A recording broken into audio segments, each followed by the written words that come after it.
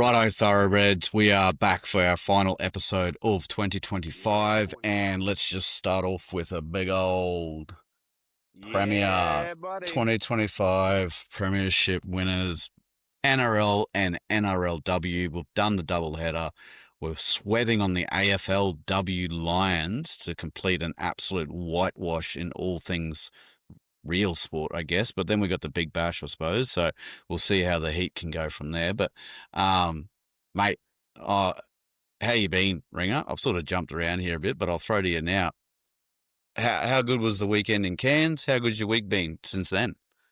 Fredo, could you not have written a better script for what has happened to us in this little venture we decided to go on here? We booked the Cairns trip months and months and months ago, probably in the depths of the Broncos' fucking shifty run too, where we were going like, I don't what even the think fuck's the going on? NRLW had started. No, it I'm hadn't. pretty And sure. we were actually going up there. We knew it was grand final weekend. We're like, oh, that'll tie in good. But we're actually going up to that international darts comp that was running around and then it got cancelled. We're like, oh no, we'll keep it on. It's grand final week. You never know. And then the absolute uh, things that had to happen to get us all sitting in a room watching the Broncos win a grand final. Mate, still on cloud nine, rewatching the game for the 786th time in the 12 days from since we've uh, finished the season. It's goosebumps every time, mate. I'm sure you're the same, but Oh, it just it's still hard to believe that you could come back like that against that Melbourne team, and we'll definitely get into it. And no, and when the women won early in the afternoon, I was like, this is great, but that Nelly means we can't win both. Like laws of yeah, averages. We can't have the yeah, Lions win. We can't have the NRLW win, and we can't win it. yeah. And Something's got to happen we here. Yeah. yeah, something like you can't have all the chocolates. Cake and you can eat it too, sort of shit. And yeah, we did. So We fucking absolutely we unbelievable. gorged ourselves on some Oh, cake. Holy shit. we fucking Anyway, baked it and had it. anyway, Thoroughbreds, welcome to another episode of Penalty Broncos. We are the number one Broncos podcast that we listen to. This is the NRL and NRLW season review show. It is our last main episode for the year. We'll be doing a couple of little stable chats here and there if anything comes up, but we will be heavily on the socials, talking head sort of stuff. During the off season, we're trying to move over there, get rid of our camera shyness, if you will. Well, I can't speak for Ringer. He's always in front of the camera. Bit of a media tart, old mate over here is. But yeah. So We'll flash we're it going to around. go over. Yeah, we're going to go over the men's and ladies' results and glaze them both for one last time this year. We also have a bit of an accountability at the end there. So tune in, stick around for that. We've got the Gronk, the ever-ready Gronk, who got a bit of a segment there as well. So buckle in as we move through this one. Heading in, we'll start with the women's season review.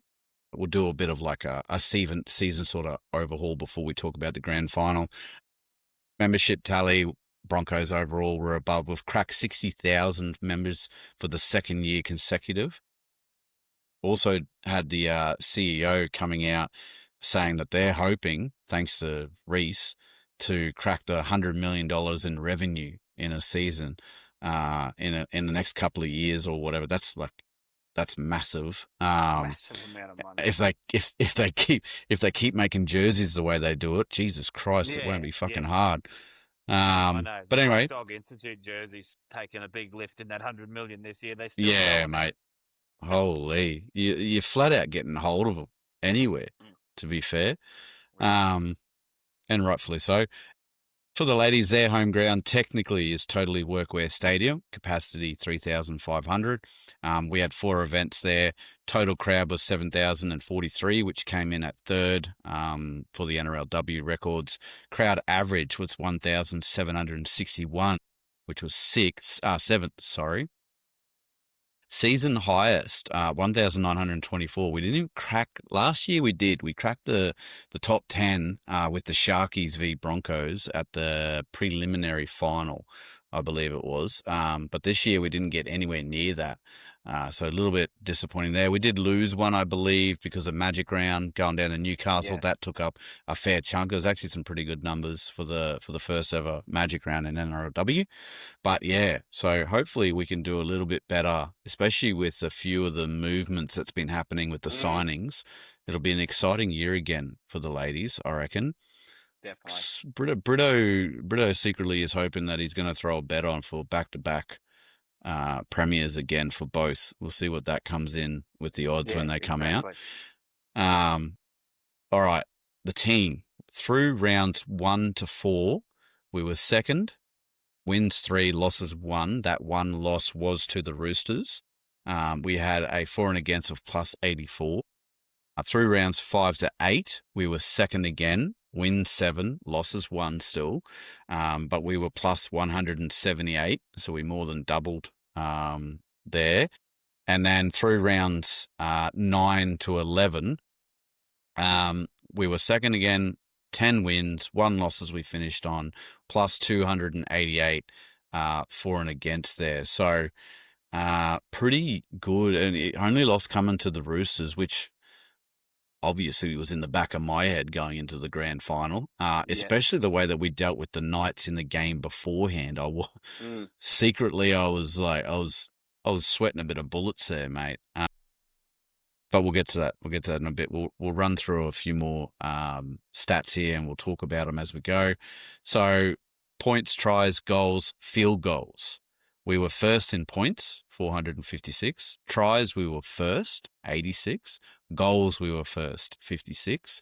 Field goals, no field goals. nah. There was only about Mm, 3 teams that actually either attempted or got them as well yeah. when I was going through the stats earlier on in this week. But yeah, you want to talk about anything there, Ringham? I mean, obviously having the Daily M player and then Julia Robinson being runner-up points. Romy wasn't the best with the boot, but she still managed to have a pretty nifty strike rate throughout the season. Yeah, anything you want to add to that, mate? Oh, not really, mate. It writes itself, doesn't it?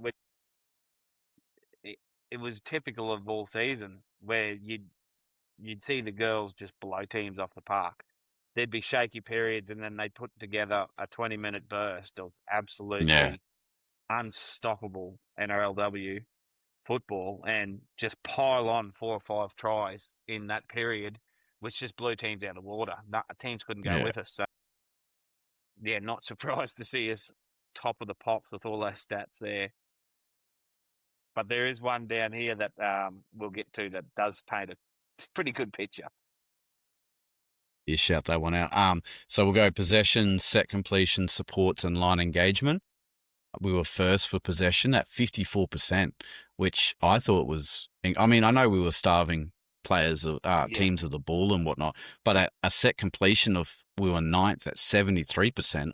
yeah, That one to me didn't equal. I would have thought that yeah. if you're handing over the ball so often, then you wouldn't be top of the possession ladder. But anyway, second in support 689 and third in line engagements of 171. So getting good shape. Everyone was moving, which is always key to finding that overlap. Good stuff there. Line breaks, post contact, tackle breaks, and decoy runs. We were first in line breaks with 119. Post contacts, we were second, 6,755. Tackle breaks, first, 628. And decoy runs, we were seventh with a total of 357. Any there that you want to chat about, mate? Tackle break 628. Julie Robertson probably made 528 of them. Yeah. The way she was playing in the back end of this season was just damaging. Four. Between Four her and tries against Melee, the Bulldogs.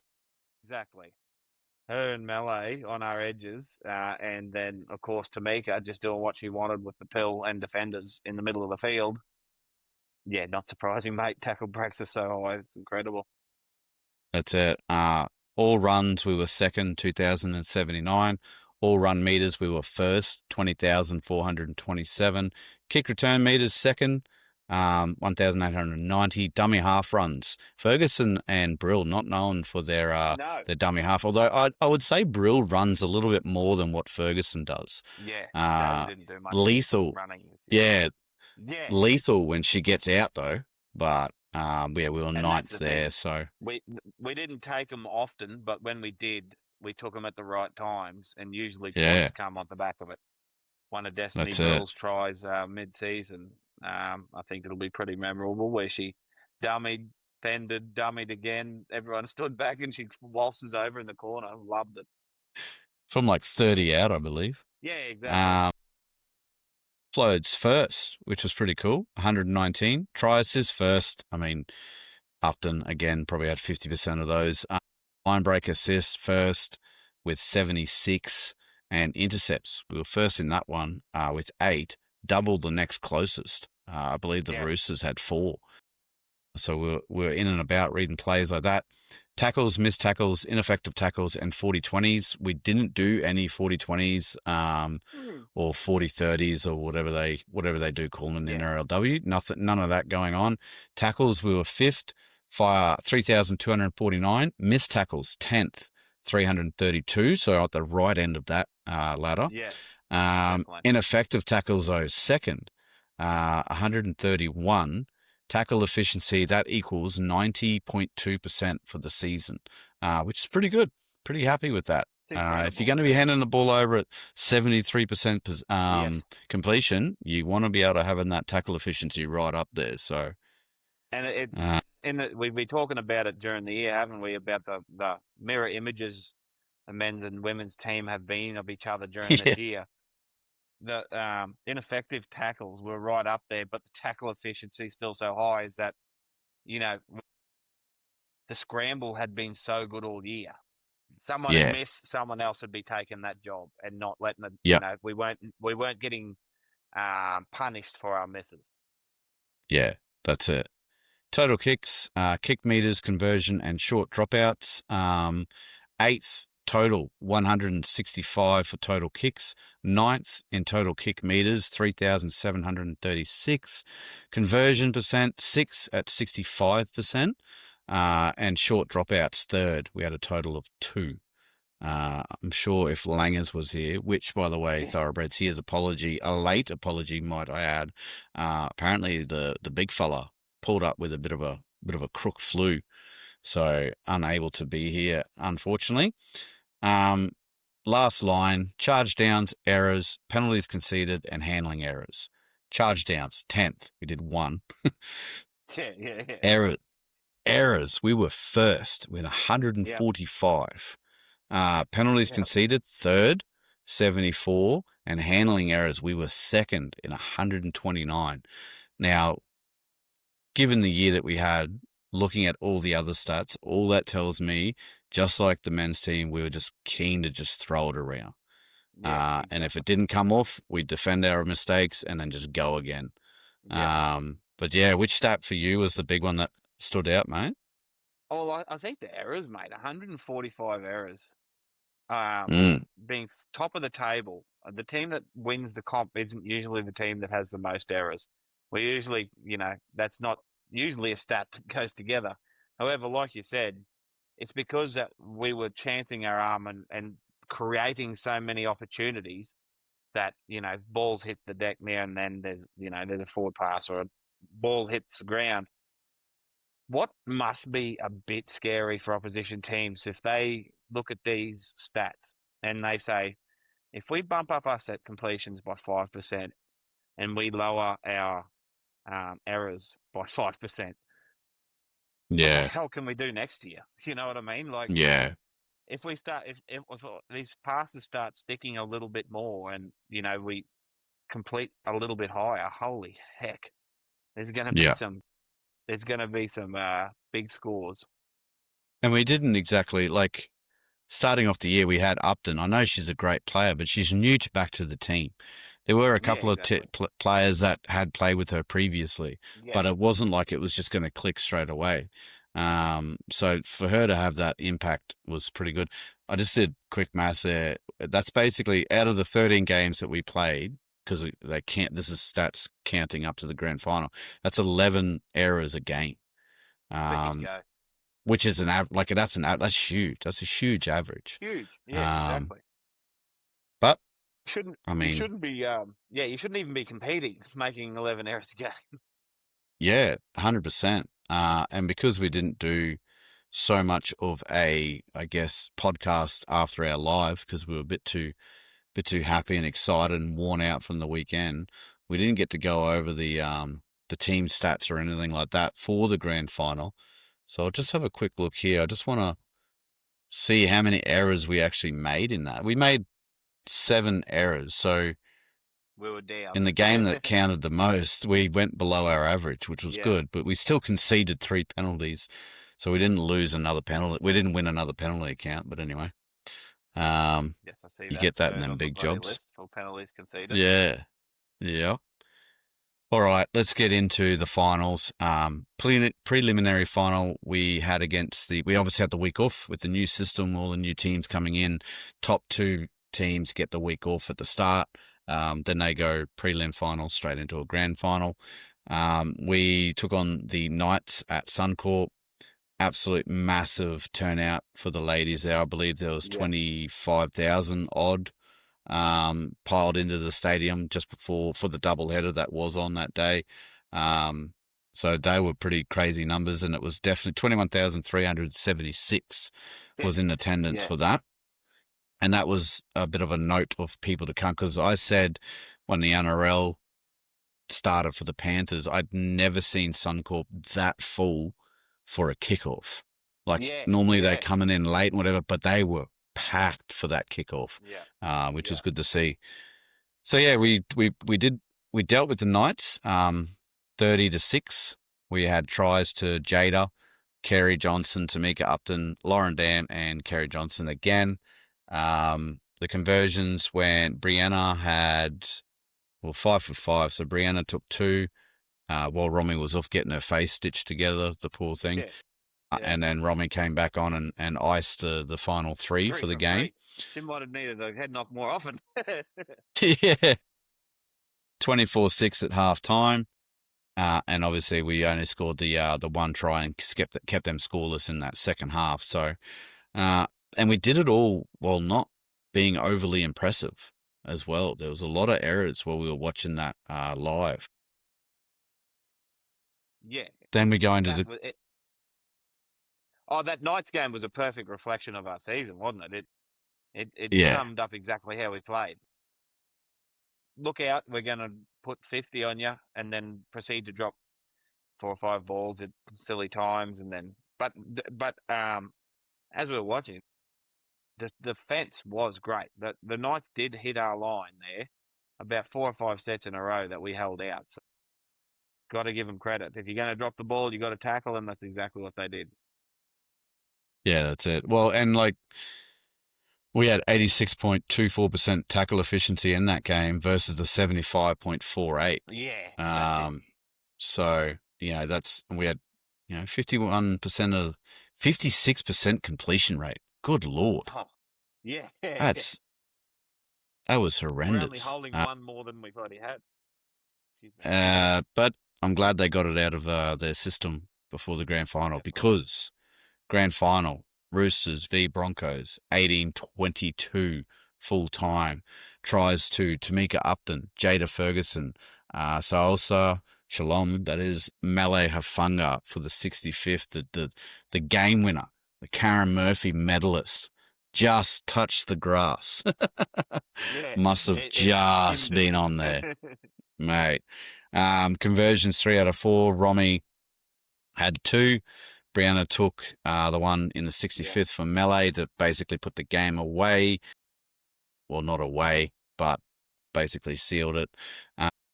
We'll run through the highlights. I've got a short list here. Broncos kickoff. Gale nearly put Lauren over after a chip, regather and offload in the very first set that we had. I rewatching that game, I didn't realize how close that was. And just Lauren Dam, hats off to you, lady. Yes. Oh, what a fucking year she had. Uh, Absolutely. I've got a predicted team list for next year. Does she have to go in? Like, is she, or is she back to the bench? Like, is it the same, like, recency biased, or are we missing something? What do you reckon, mate? Well, at the start of the year when we sort of did a bit of a preview to the season, we seen Lauren Dam. Like, she was solid. There's no doubt she was a Yeah, solid player coming up from St. George. I'm pretty sure it was, but nothing like it. Like, and there was a few starter steps early in the season where we've seen a few defensive messes, and just not quite in touch. But as the season went on, she fired into probably being the form second row in the competition in a pretty yeah. hot field, and like just Well, did her job. Was dangerous around the line because she'd run some bloody good lines and give the ball players options constantly. yeah. Well, I would say that she had a better. She had like a Romy the year before had a That's burner it. of a year. I would Yep, say that Lauren outplayed Romy this year, definitely. and Yep. and yeah, and she only got in because Bree Spreadbra got injured, so they had to move Keely. They did a bit of movement around. Keely Yeah, went done back a to big her fella. 13, and yeah, and then Lauren came on in the second row. Anyway, great, yeah, great year. Definitely. Great year. Melee also started the grand final very strong. She would have, when you compare the grand final to her regular season, the grand final was miles above what she did in the regular season. Yeah. She was fairly quiet, not her usual self, but she turned it on when it counted. And then Romy again having no luck with head clashes, Oh. had to get a little bit more tape put around the skull Yeah. after taking the fullback's jaw, Straight wasn't to it? the Straight mush. to the schnoz. Yeah, no luck at all. 17th minute, Upton try off a scrum feed. That was just Upton doing Upton things, going through there. 28th minute, Ferguson try from dummy half, run close out from the line Yeah. there. Good vision. Then in the Like we said, 45th minute, the Roosters. You go, mate. yeah, no, just like we said, Jada didn't run it often during the season, not like she did probably the season before, but picked her moments exquisitely. Yeah, yeah, perfectly. And that's why she made her debut for Origin this year as well. So 100%. it'll be very interesting to see what the Origin looks like. I've got a bit of a bee in my bonnet about the ladies international. How some of how these Daily M winners aren't getting selected for international is beyond I know. me. It's weird, and I think somebody probably needs to look into it. Yeah, So yeah, yeah, definitely. anyway, we'll move on from controversy like that. Um, I just want to check something with Ferguson, if you bear with me, Thoroughbreds, because I want to see her season stats, if they've actually got them up here. So she made 13 appearances this year. She scored 4 tries. I don't know if they're going to tell me how many.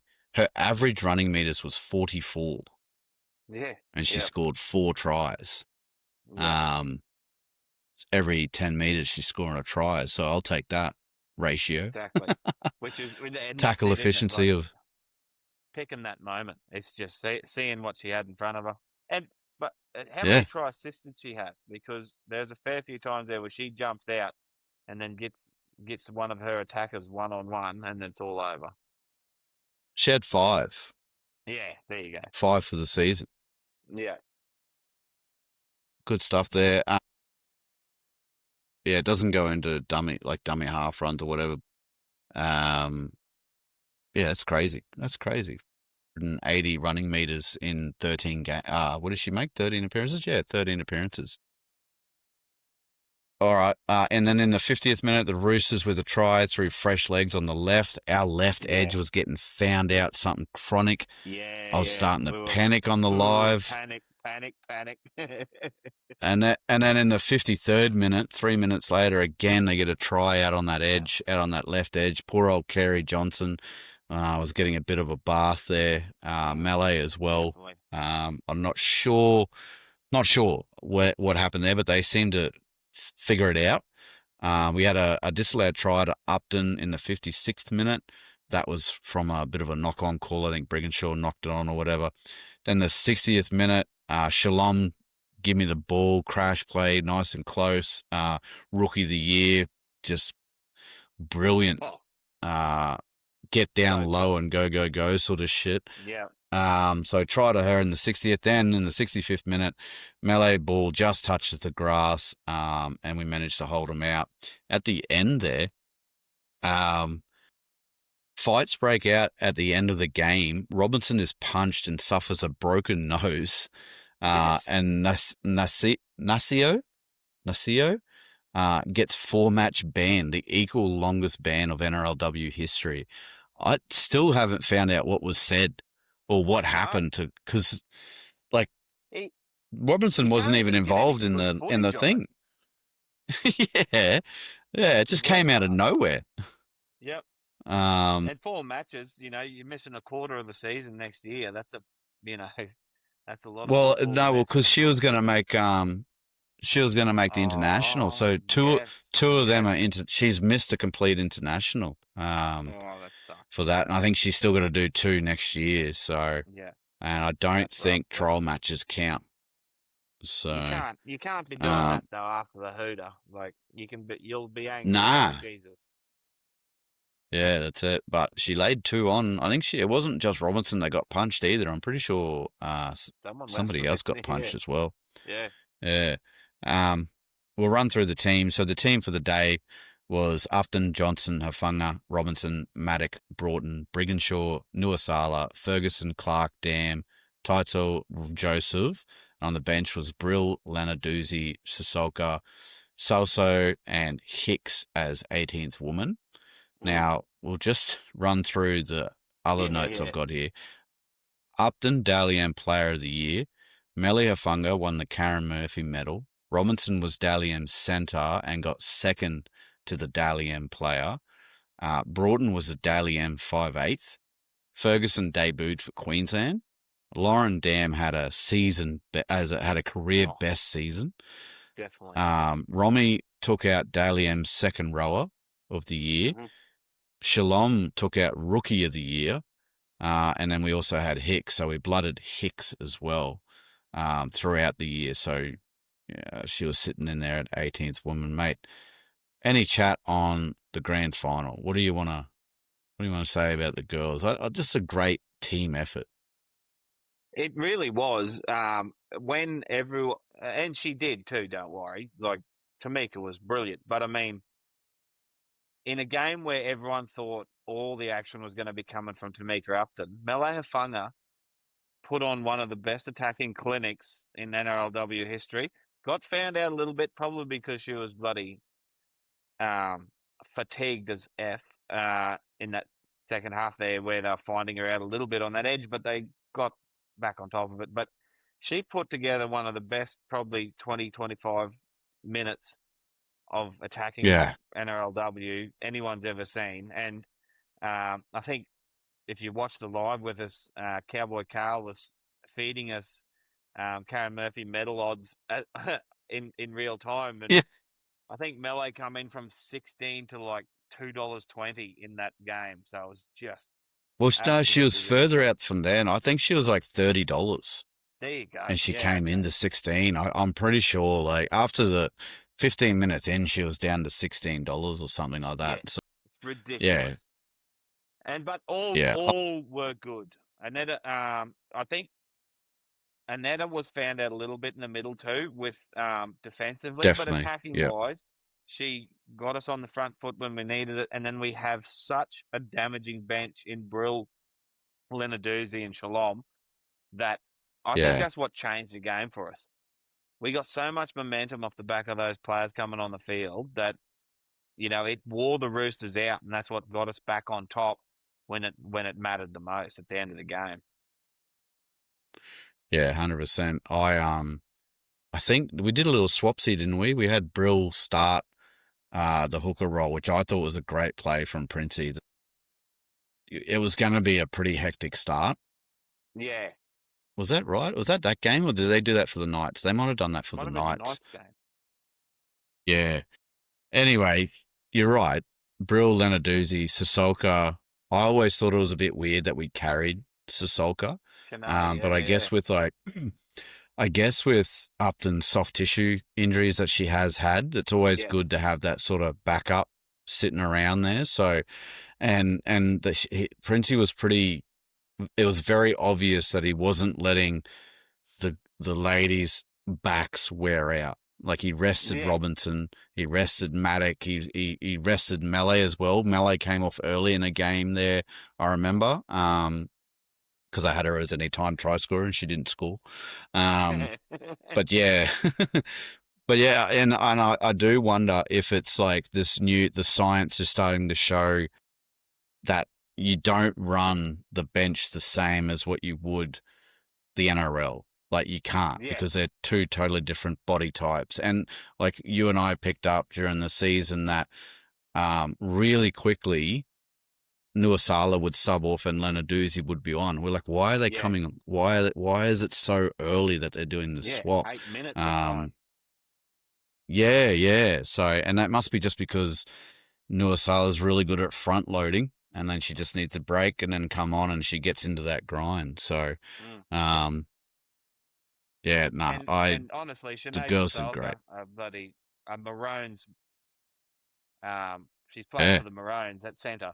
Pretty decent player to yep, have on the bench to cover that outside back, especially with HIAs and stuff too. So yeah, yeah. That's exactly right. Um, Shout out to Shalom having an absolute cracker of a rookie season there. I was a lucky, bit worried with the suspension that she copped that she was going to miss out on rookie of the year, but she ended up taking it out, which was good. Good to see. Be interesting to see how she goes next season now that she's got this definitely. experience. Second year syndrome. We'll see if that Yes. sort of does come into effect. I have a feeling it won't. She's just Mm, too good for that to even happen. Brigginshaw is going to go around again, so her last season is 2026. yeah. This will be like Johnny Farnham's the last one. Yeah. Yeah. The final tour that went for 6 years. That's it. Yeah, that's exactly it. So, but other than that, everyone else is pretty bloody solid, mate. And Definitely. hopefully we can do a repeat next year. I know we've lost a few players, and we'll get to that, but we have gained a couple. A lot of people One saying it's very going to be a important one. lopsided. One very important one, more important for one reason than really just for the team reason. Exactly. Sort Yeah. of pissed a certain person that we know in our lives off, which is good. um, we'll get into the roster. So we used 22 out of 27 players, I believe. In the judiciary, we were actually pretty good. We had 4 go to the judiciary. We had 4 match suspensions in total and $400 in fines. A lot better than our NRL counterparts. Shalom, Lauren went twice. Brianna went once, and Regan Hicks on her debut got Yeah. sent for a An dangerous throw, absolute suspended bell 2 matches. Yeah, so she was 50% of the suspensions there. What a way to get your first suspension. You might as well go big. Yeah. Um, Yeah. but what do we got? What have I written here? So Anetta's leaving. Her, Broughton, and Malay have headed over the ditch. They'll be playing for Mm, the Warriors, who, by the way, will be a force to be reckoned with next year. definitely. Jesus Shit, yeah. Christ, I've done well. Great That'll signings. be Really that'll be good very signings just interesting. from the Broncos alone. Yeah, yeah, and then they've got the rest. Um, but who else have we got here? So Ali re-signed for 1 year. Um, Maka, the debutante from the Union, came over with Kerry Yes, yes. Johnson, so she's with us for 2026. And that is at Warriors. Bree Spreadborough, no news, which I'm concerned about. Yeah. I really hope that injury isn't as bad, or it's starting to sound bad. We just haven't Exactly. seen her or whatnot. But I did see a little comment. She put up like a season review on Instagram, and Destiny wrote, I think it was Destiny, wrote in rehab buddies, and whatnot. Yeah, So hopefully it's all going well, sort of thing. But yeah, she's yet to be re-signed, but hopefully something comes out in the off season for yeah. that. Brianna Clark had 26. She's got that in her contract. She had a bit of an injury season this year. Chelsea is locked in till 27. Had a huge year again. Very important coming off the bench there. Destiny Brill, there was a rumor that she was heading, but I Mm, since couldn't haven't find seen where I anything. read that. Yeah, so interesting. We'll keep an eye on that. Haley Maddock, she's locked in. Jada locked in for another year. Jesse Southwell, Oh, 2026 and 2027. And not only does she leave the Knights, so Lincoln at the Night Bar, he watches the Broncos win both grand finals.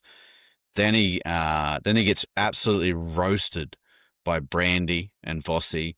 Um, and then he watches Jesse Southwell, the jewel of the Newcastle yeah. system, Knights leave. crown. And then Yeah. she gets into Red Hill, and in the interview, the reason she signed is she wants to win.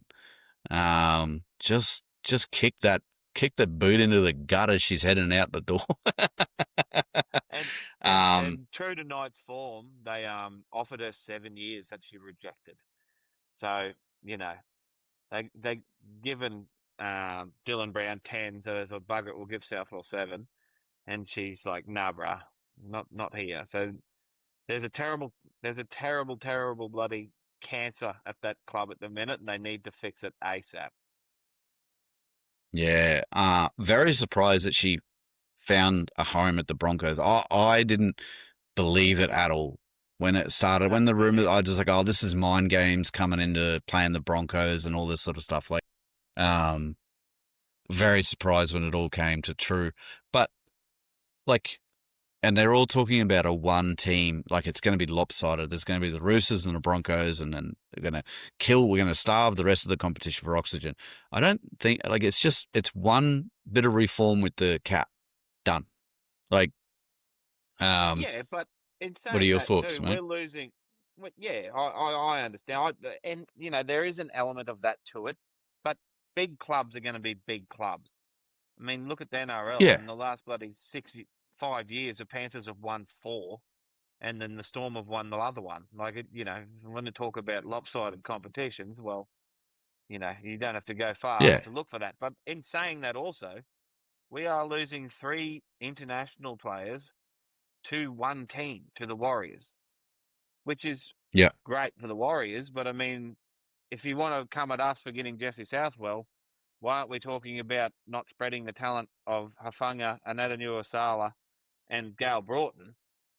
You know, yeah, I don't know. I think the game will level out as these other clubs develop. It's just harder for them to. They haven't got the capital behind them as some of these bigger clubs do, but they will catch up. yeah, And the thing is though, that NRLW grand final it was the best NRLW game ever played. I'll put it above even yeah, any Origin games that I've seen or internationals. It was crisp. It was fast. It was entertaining. It was just a really, really good game of footy. And that's how you get people to play the game and watch the game and fund the game. yeah, yeah, You're not gonna get the money into the game by putting on mediocre grand finals at the beginning. And I think yeah, the game's going to be in a good position where we're going to have these good stories of this homegrown talent that picks up one of these, yes, you know, um, fringe top tier teams, which is going to pick up and then take over the big dogs. We're going to get those storylines, and it really it's only the second proper professional year of NRLW where we're seeing a yeah, really good product. So I think people just need to pump the brakes for a little bit and give it another couple of years. And if it's still just the Roosters and Broncos being, and it does seem lopsided, then I think we need a real heavy change. But I think it will even itself out as this competition matures organically. Yeah, exactly. And like I said, it's just a little bit of salary cap reform. I mean, at the moment, you can have two marquee players outside the salary cap. Okay, now you can't. We wipe Yeah, that. You give the exactly. teams 1 year to Yeah, adapt. You say, hey, that's going to be scrapped in this year. You got to move on. And then the next thing is the salary, the money that you are paying, because the Roosters and Broncos, the way that they can get around it is that in the off season they are employed by the club, which has a lot of money yes, in the background that they can pay these ladies. So that is a 100%. top up of their salary. All the NRL says is that money is now included in the salary cap. And the salary cap for the ladies is increasing year on year. So eventually we'll be fine. It'll be sweet. All it's going to take is like Romy to want to go home. She's a Tully girl, I believe, or a Innisfail girl. Let's say she wants to go. The Cowboys, the NRLW Cowboys, are moving to Cairns. That's close to her home, so she just might want to go back there after. What's she got? Where's Romy is with us until 27. Maybe she wants to go back Yeah, there there for you her go. next contract. Um, Yeah, and the Cowboys are building a bit of a roster, as we speak. They've got the Dalian hooker, who, by the way, didn't make the fucking Aussie international team. So figure that one out. ridiculous. It, Exactly. it's How? ridiculous. Obviously, must have wanted to go on a holiday because how is she not in the fucking squad? Yeah, But anyway. But and like you said, Brito, it's dead right. But like, and that's people are very quick to say, oh, it's only the top tier clubs that are bloody doing this, and they're paying them in the back off season. That's how they get to keep them. Blah blah blah. That's great, but let's not take the food out of these girls' mouths too early.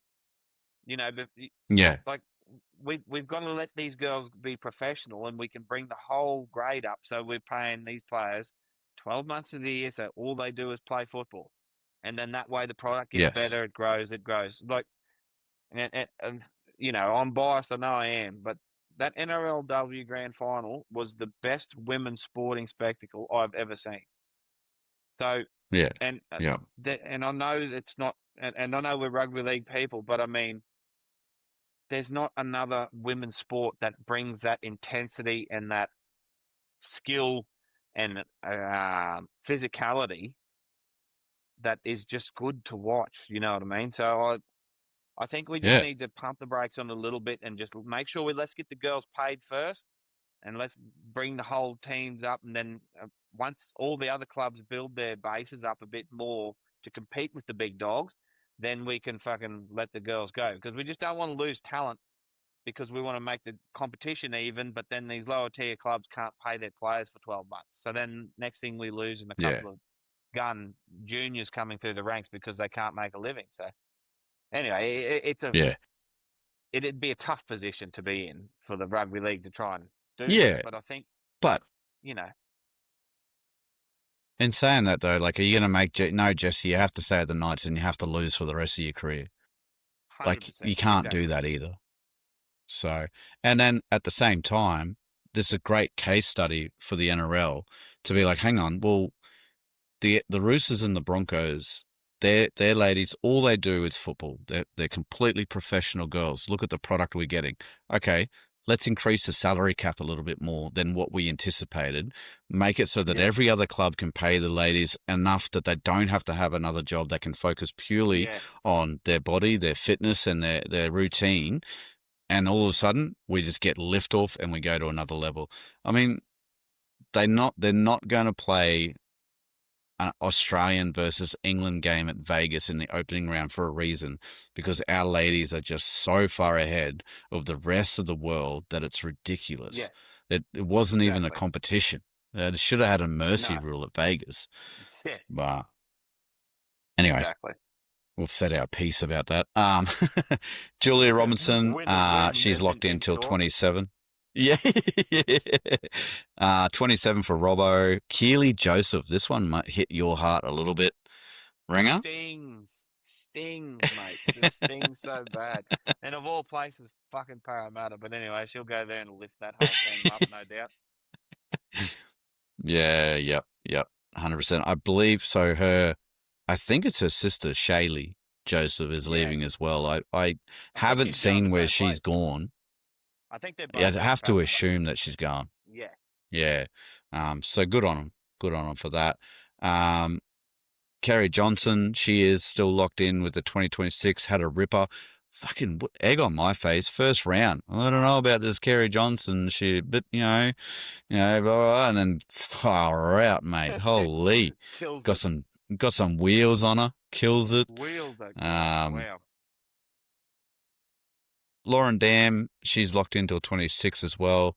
Lavinia Gould gone. Montea Hudson, she's gone.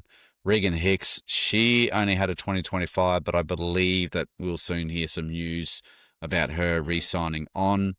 Romy, like I said before, locked until 27. Shalom, get that girl a contract. Um, Yes, Only a please. 2025 at the moment. I haven't seen an extension, but massive pickup from the Broncos. Bit of Massive. homegrown talent in the backyard there. Yep. Really feel good story too. Ali Brigginshaw, Yep. noticed her, started picking her up from after school to go to training and all that sort of stuff. So really good to see. Bit of a changing of the guard, if you will. Ali Yeah, heading out and she's 100%. coming in. Shanae locked in till 27, so that's good. Skylar Adams has a club option, and I believe that they have activated that club option for Okay. 2026. Tamika Upton locked in till 27. Tara McGrath West had a bit of a injury. Mm. That's who Lauren Dan came in Yeah. to replace. She had a bit of an injury year. She's locked into 26, so it'd be interesting to see how her off season goes with that.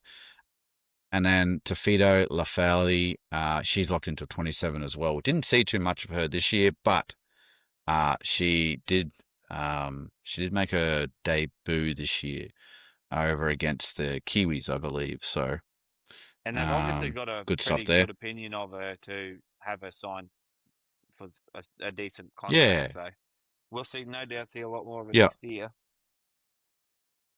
percent. My predicted lineup for next year is Upton again at fullback, Johnson, Sissoko at 3, replacing Melee, Robinson, Maddock. Then we're going to see Skylar Adams come in at 6, I believe. Get her. I think she has debuted, but I'm pretty sure she'll be there. Southwell at 7. I don't know who's going to be our number 8. To replace Anetta. Who would you I go, mate? mate, I think it's time for Chelsea to move into the run on. Um, with Yeah. that bit of depth of talent Yep. there, Tara McGrath West, Lafelle, Regan Hicks, depending what happens to Bree Spread. Like there's a fair bit of middle talent there, and I think Chelsea could gain that run on position. Cult hero that she is. Um, that's about the yeah. I think that could be what fills it in. I'm just trying to think of who we can bring off the bench, see, to sort of do the damage, to make up for that, and net a loss. But I think Mm. the obvious choice is Leonard Doozy to go to run on, but then how the bench looks after that, I don't know. Yeah, so that'll be very interesting to see what Princey. We might have other signings come as well Yeah, in the off season, but Ferguson at 9, Clark keeps 10, Shalom comes in at 11 there. This was another one I was sort of, because the impact off the bench is unreal. mm, You could easily put McGrath West at 11 and have Shalom on the bench just to see out the start of the games. Romy at 12, Brigginshaw, I've moved her to 13 with Keeley leaving. yeah, We are on the lookout. Noticeable though, I did leave Spreadborough off this. yeah. So, Just because we don't know. where she fits into it, yeah, with the injury and all that. So, Brill at 14. I've just moved Chelsea into 8, so I brought McGrath West at 15. Dam and Hicks round out the bench with Mucker at 18th woman there. So, be interesting to see. Do you got any pushback on that team, mate? Um, the only thing I'd probably start Dam at second row and put Leave Suaso on the bench Yep. just because. But Yeah. in saying that, she's only going to get better with another preseason under her, so she could play anywhere. She could even play prop. because it's just get her in the middle of the field and let her do some damage. Like, but yeah, Yeah. I think that's around about the 18, mate. How it's just going to be where they sit. I'm pretty sure. So, Yeah. I and like you said, honestly, I we don't know can't what's see happening Southwell being breeding. So anywhere.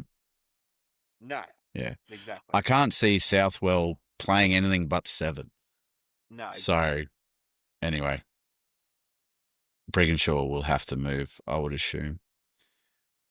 All right, we'll do a bit of accountability then, mate. You'll be pretty keen to oh, get into this or what? well, it's the only thing I got fucking right.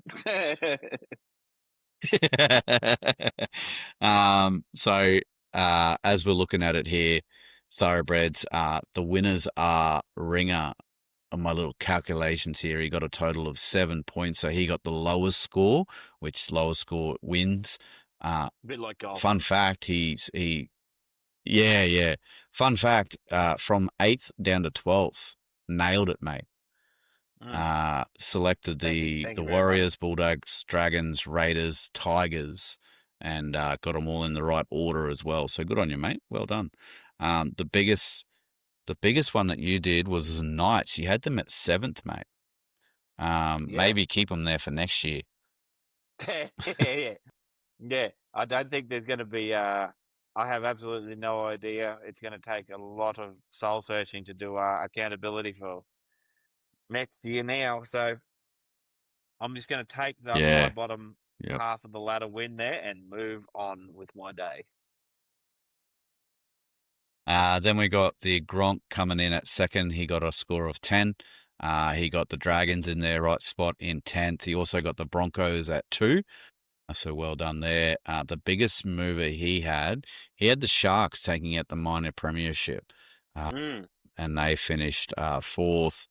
And then what was the other one? He had Bulldogs and Raiders and Eels, 3 positions out. Myself, just by the absolute skin of my teeth, got third with 13 points there. I didn't get any of them in their positions. I had the Broncos taking out the minor premiers. Big mover for me was the Tigers. I had them at 7th. Thought they would really improve on last year. They ended up taking out the spoon, unfortunately. Bit of a sad thing there. Warriors went a lot better. I had the spoon for Yeah. them, but they finished on 8th, so good for them. And they'll finish higher, no doubt, next year as well. So look out for those ones. And Langers, he's probably not sick. He just seen the accountability on the spreadsheet and thought I'd call this one a day. No, he ended up with What 14th. what killed him is his hate for the Cowboys. A couple of spaces up and he beats you. 100%. He had them down at 11th. They obviously finished a lot higher than that. That was his big mover, I think. Do you have it? Oh, he had a 5. He had the Raiders Yeah. in 6th. They didn't do too well. They were actually a bit of a punching bag this year. But yeah, that's what killed him was the Cowboys. Big fella. All right, we'll move on to a bit of what do we got? So we had our guesses at our top try scorers, our point scorers, the Heat, what our hot take was for the year, and then our daily end predictions. So top try scorer, I went Tamika. Yeah. You and Langers went Julia, and Gronk followed me in with Tamika. So we banged there with the top try scorer. Top point scorer, we all went Romy. Just locked her in. Nailed. And everyone Wish we banged put the on that one. money on it. Yeah. Yep. And now the Heat. So I didn't actually replace that one, but there wasn't too much really going on. I had Queensland sweep Origin. Didn't happen. You had Titans make the top 4, mate. Yeah. Yeah. I mean, Wasn't far off. wasn't far off. No, definitely not. You're a Jamie Chapman away, you could say. Yeah, yeah. I reckon.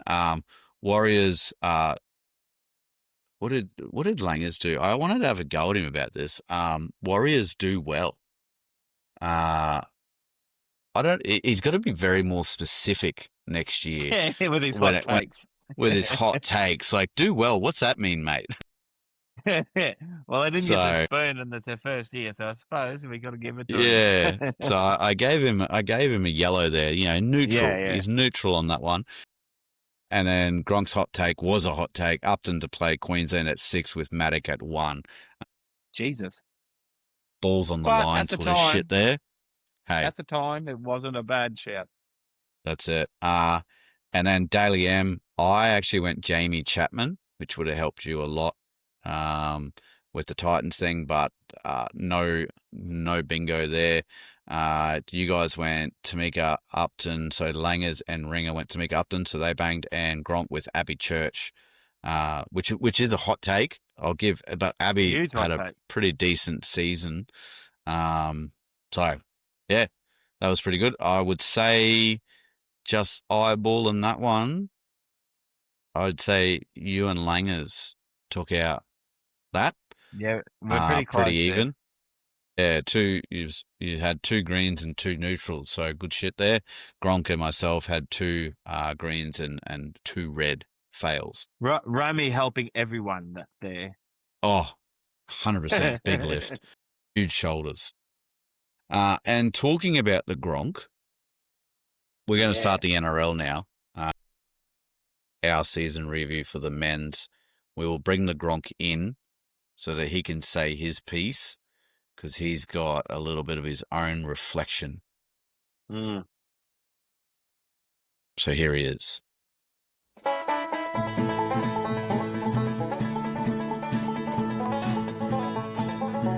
G'day, boys. 2025, eh? What a fucking year for you guys. And I'm happy for you. Cheers. It was also a year of great takes by yours truly. Started off strong. I said that the Raiders will struggle this year. Ricky Stewart's going to be the most under pressure coach after 10 rounds. Turns out he's going to just turn the whole club around and win the JJ Giltnan and the Dally M Coach of the Year. So 0-1. Also said that Melbourne are going to struggle to make the 8 in another grand final. Did shit the bed, and throughout the year I kept saying in the group chat, I should have voiced it on the show, that I was no longer scared of Melbourne. But anyway, so another one on my best. Probably 3/4 through the year, when yous were losing to absolute mugs and Reece was having an absolute shocker, I said that, do you need Reece Walsh? I think that if you had a fullback such as someone like Jai Gray or Trey Fuller, you'd win more games. And you know what? I stand by that. During the regular season, I reckon if you had either of those two, you'd win more games. But would you have won the grand final? No. And that leads into my next word of warning, I'll say. If you didn't have Reece Walsh capture lightning in a bottle, essentially, you don't win the Canberra game, you don't win the Penrith game, and you fucking don't even blow wind up Melbourne's ass. So, it seems as though if Reece isn't creating it, it's not happening. So, I don't know. Just giving little KP vibes, just a little bit. Okay, bye. Oh, just got to finish on a real downer, doesn't he? Fucking man doesn't miss though, does he? Like seriously, No. like he is right. And I am worried that if Reece goes down, you know, where do we get it from? But then, you know, in my back of my head, Ezra is there as well. And Yeah. we obviously have a great with Madge. Everyone's sort of bought in with it, so I'm not overly worried. But holy shit, he's right. We don't blow smoke up Melbourne's ass, because I don't think we even get to Melbourne if we don't have Reece in the form. Like No. that Canberra game. Yes, 100%. That Panthers game, if we didn't have Reece there, I feel like we needed Reece to just do. He didn't do much during it, but what he did do was what got us the win. Yeah, so exactly. yeah, and then the grand final, the best game ever played. So yeah. But and this is the thing though, isn't it? As much as it was him that brought on this catching lightning in a bottle, like Gronk said, you don't win it off the back of one player. Like, and, No. and like we sort of did, but if you know, you've all got to make your tackles. You've all got to do the hard work to get Reece into that position. So Yeah. he is right. They're definitely going to be a different team if Reece gets, touch wood, injured or goes away or rugby 360 or something terrible like that. You know, we've got a solid footy club here that'll be, that it'll be a very competitive team no matter what. Yeah. 100%. All right. Moving in, we'll do the same. I stuffed up Thoroughbreds and I thought I had a table here ready to go, but you're going to have to bear with me as I wing this one. We'll start with the overview of the team. Home ground obviously is at Suncorp, 52,500 for the capacity there. Events, we had 25 events there during the year, but it was, let's take out 8 for Magic Round, and then we'll take out an Origin game as well. So that sort of brings it down. However, just for shits and giggles, 127,759 people went through the gates at Suncorp during this season. We That's nearly cracked the ridiculous. milli, which is crazy. 37,110 average. The Broncos were part of the largest crowd of the year with the Storm v Broncos grand final, which had 80,223 attending in a stadium that I'm pretty sure had a capacity of 82,000. Then the next one was a preliminary final that come in at 1, 2, 3, 4. That come in at fifth, 52,491. We were 9 people short of a capacity crowd at Suncorp. That's ridiculous. And I also have it on very good. So every stadium these days is, they have like a seismic inside engineered into them so that we can register. Obviously, they're meant to be built to withstand earthquakes. They can be a shelter when it comes to a time of need. When Renault kicked that goal, they actually registered the movement of the stadium on the apparatus. The Thoroughbreds were up and about and screaming, and like not much, but enough to move it, which is impressive.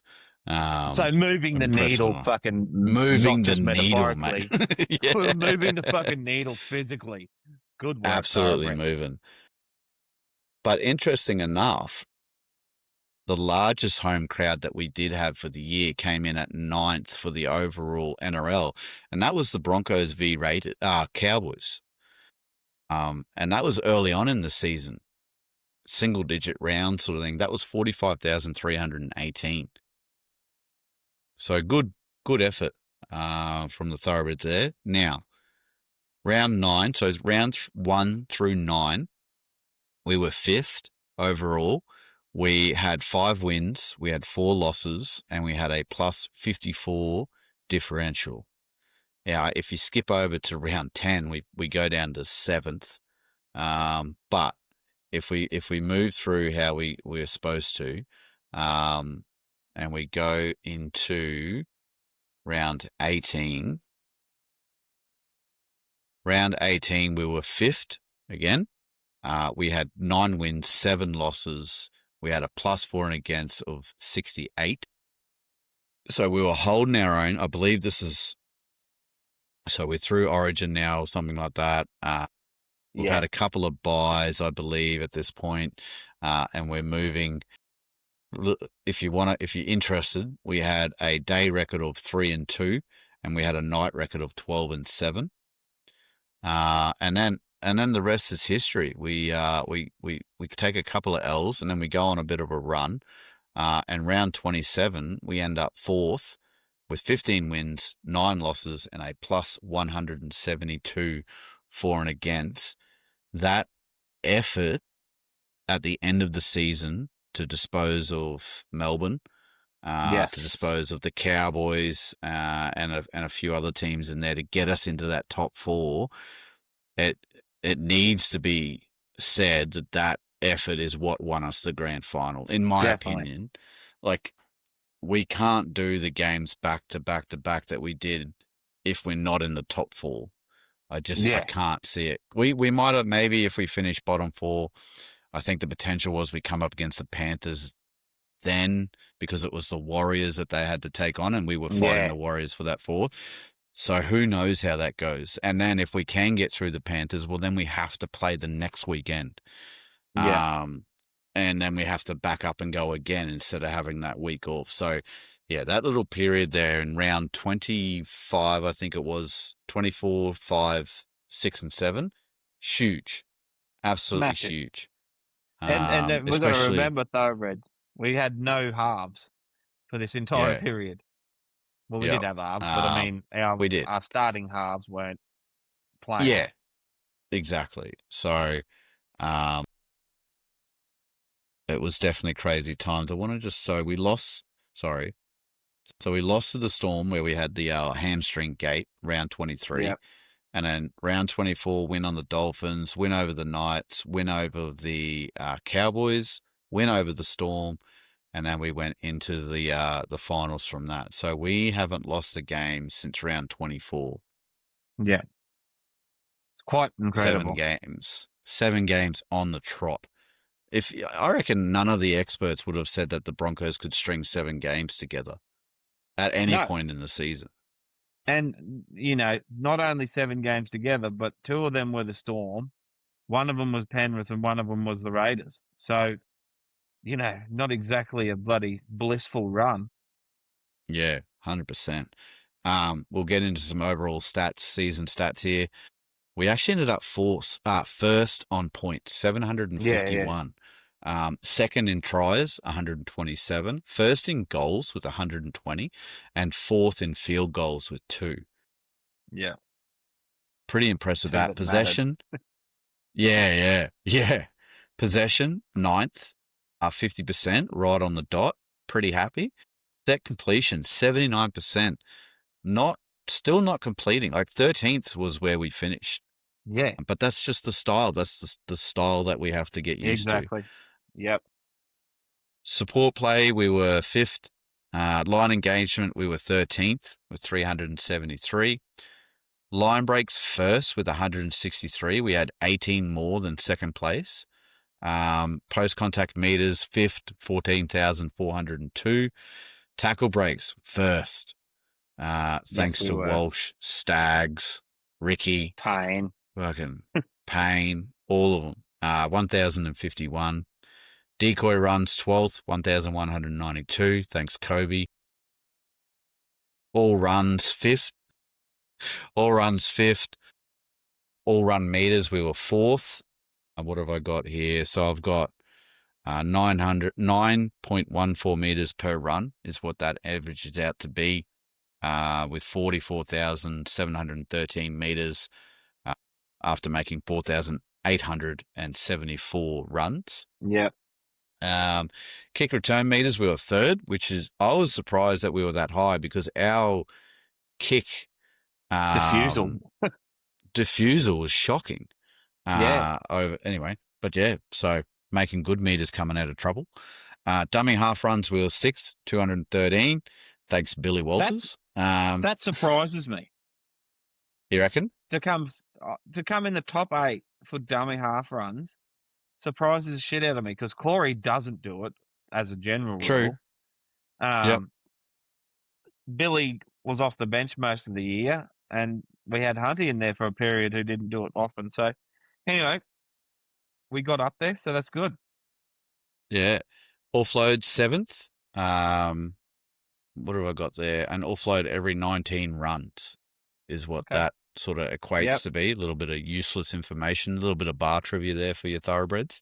Try assists, we were 2nd with 105. Line break assists, we were 1st with 120. Intercepts, we were 10 with 11. Our tackles, 4th with 9,154. Missed tackles, 10th. So down the right end, we weren't the worst, but we weren't the best either, but we were there. 815, and ineffective, we were 9th. Again, we were right down there for a tackle efficiency of 91.5%. absolutely killed it in the 40-20 stakes. We were first with 11 there. Total kicks, 5th, 563. Total kick meters, 4th. Conversion rate, we were 6th with 82%, which is pretty solid. Definitely. Short dropouts, 12th with 15. Where's Langers? Just hide. I'll hide down here until Langers. But that's also crazy. Like, I know we didn't get held back much, but 12th at 15, like, we're down the bottom. Yeah, Like, exactly. It just shows you how often they're going. Still, I know. So if anyone here watches the, is it 167 or whichever one, that Pappy, Jerome and Munster? Yeah. They explain why they do the short kickoff, but man, it still doesn't make, like, it does make sense, but it's just, it doesn't make sense sort of thing.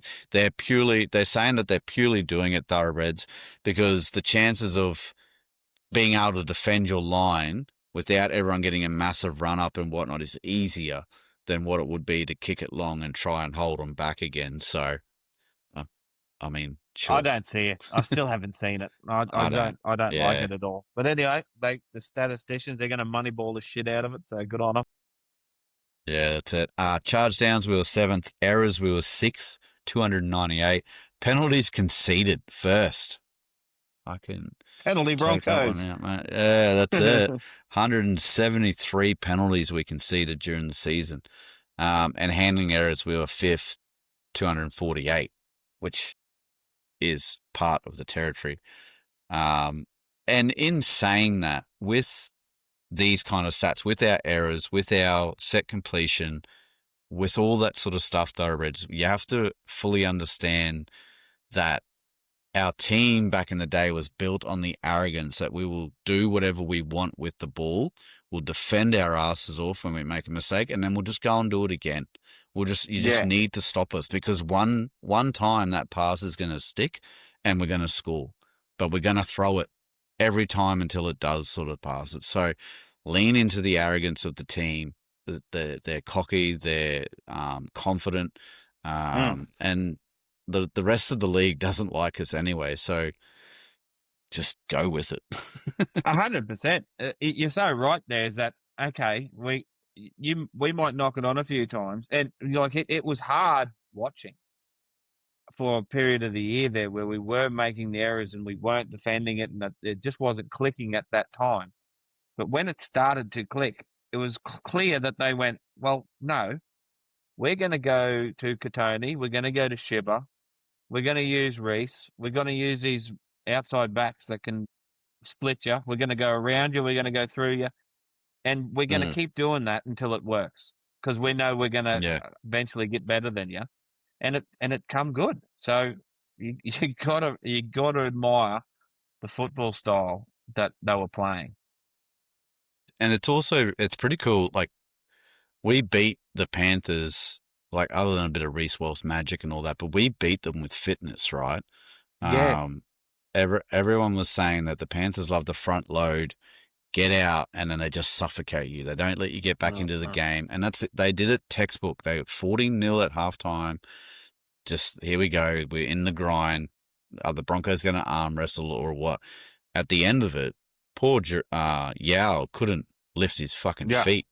Lindsay Smith couldn't do anything. Move. Oh, fuck. And I want to know at what point in the season, like you said, we're going to throw the pass, we're going to do this, we're going to do that, and you're going to have to stick with us because it's going to work.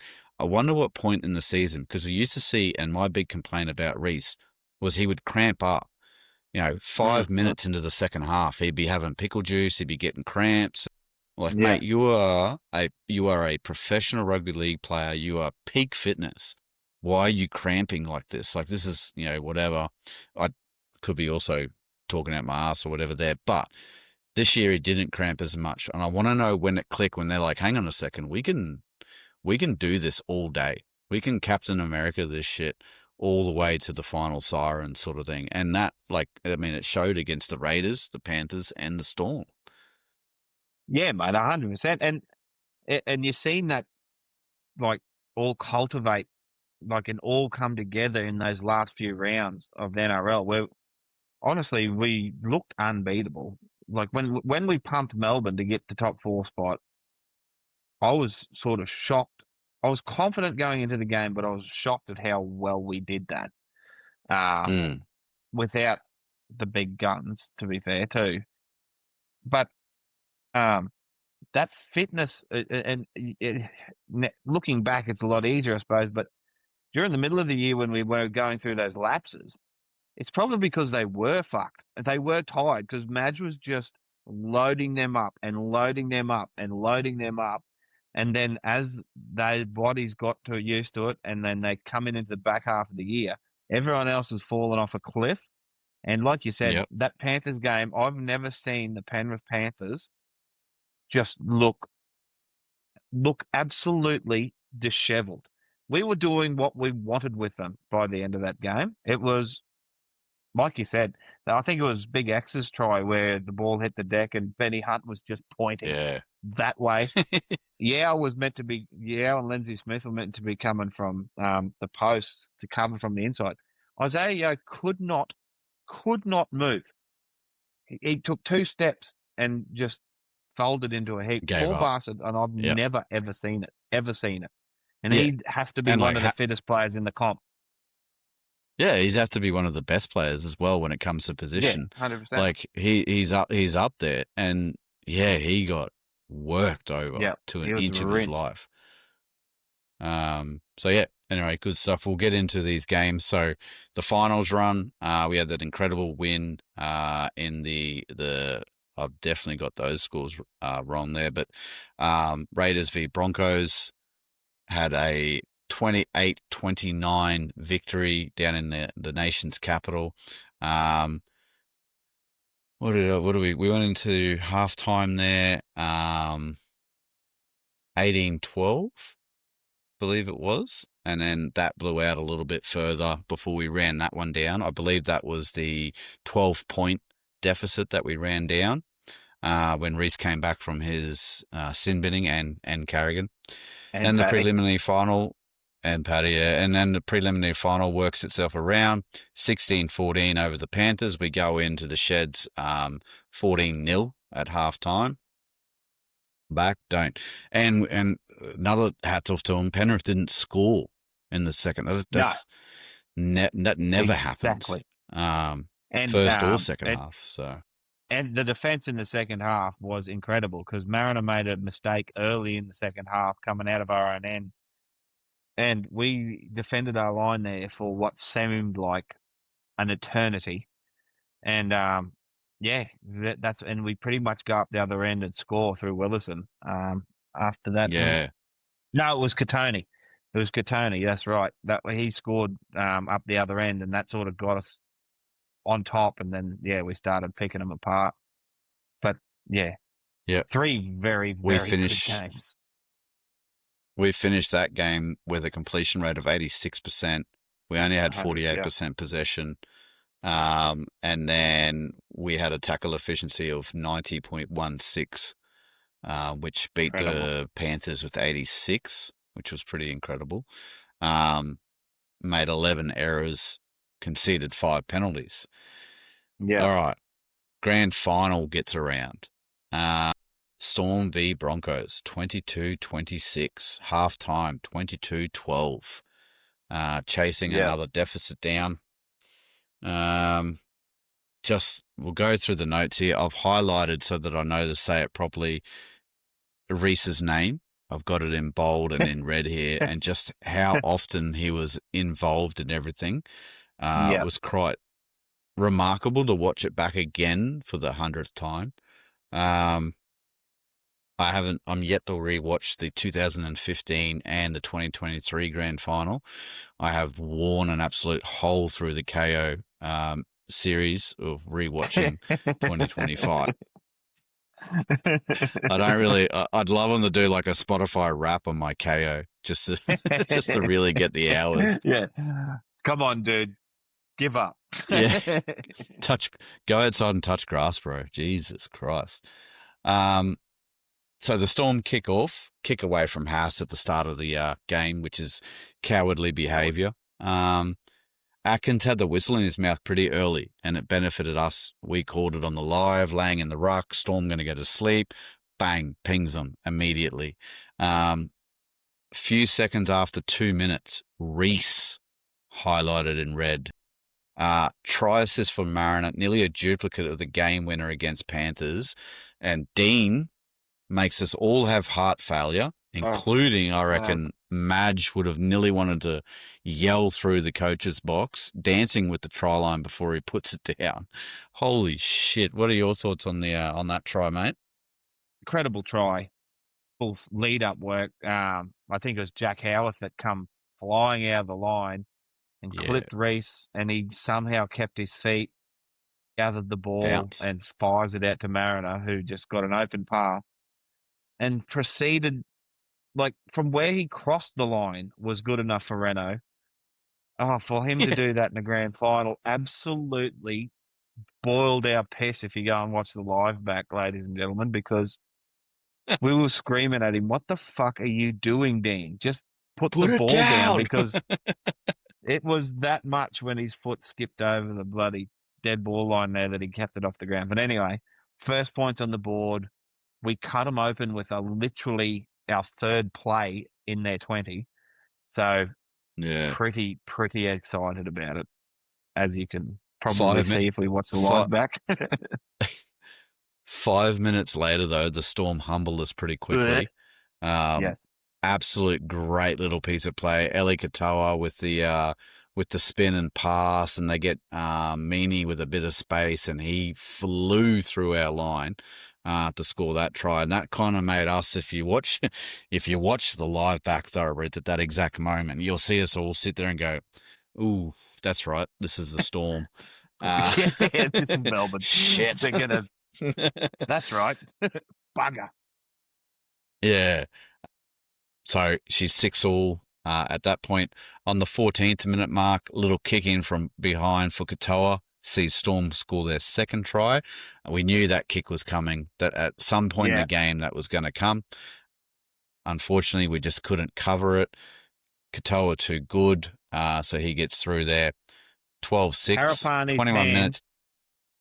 Was that far from brushing that ball down. When you watch a replay back, he done a fabulous job to get that close to that play from where he was when the kick went in.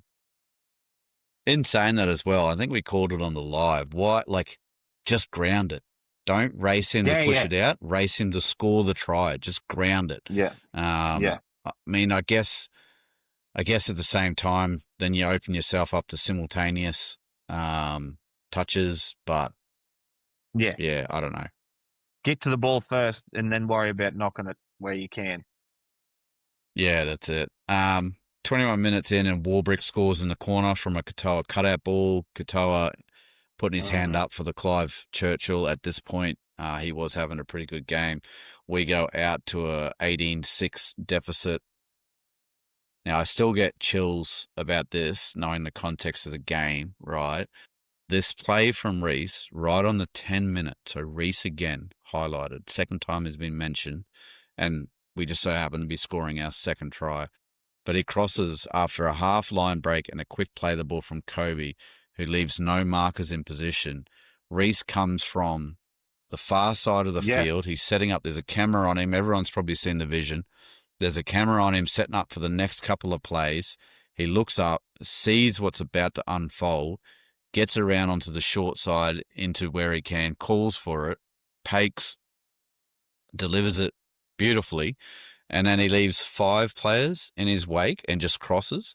And go and check out the short clip on our socials about our reaction to it. Big fella Ringer seen it.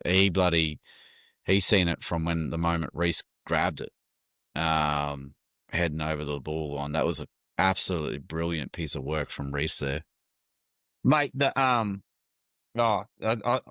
get bloody goosebumps just thinking about it. Honestly, it's one of the most incredible, especially I think even more with that context, like you said, with that vision that we got to see in the days after the game.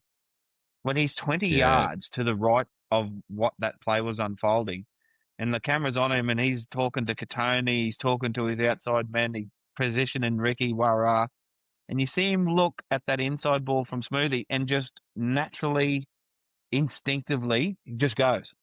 just follows. And, Yeah. and that's that sort of stuff that you can't coach. It's just an awareness and a feel for the game.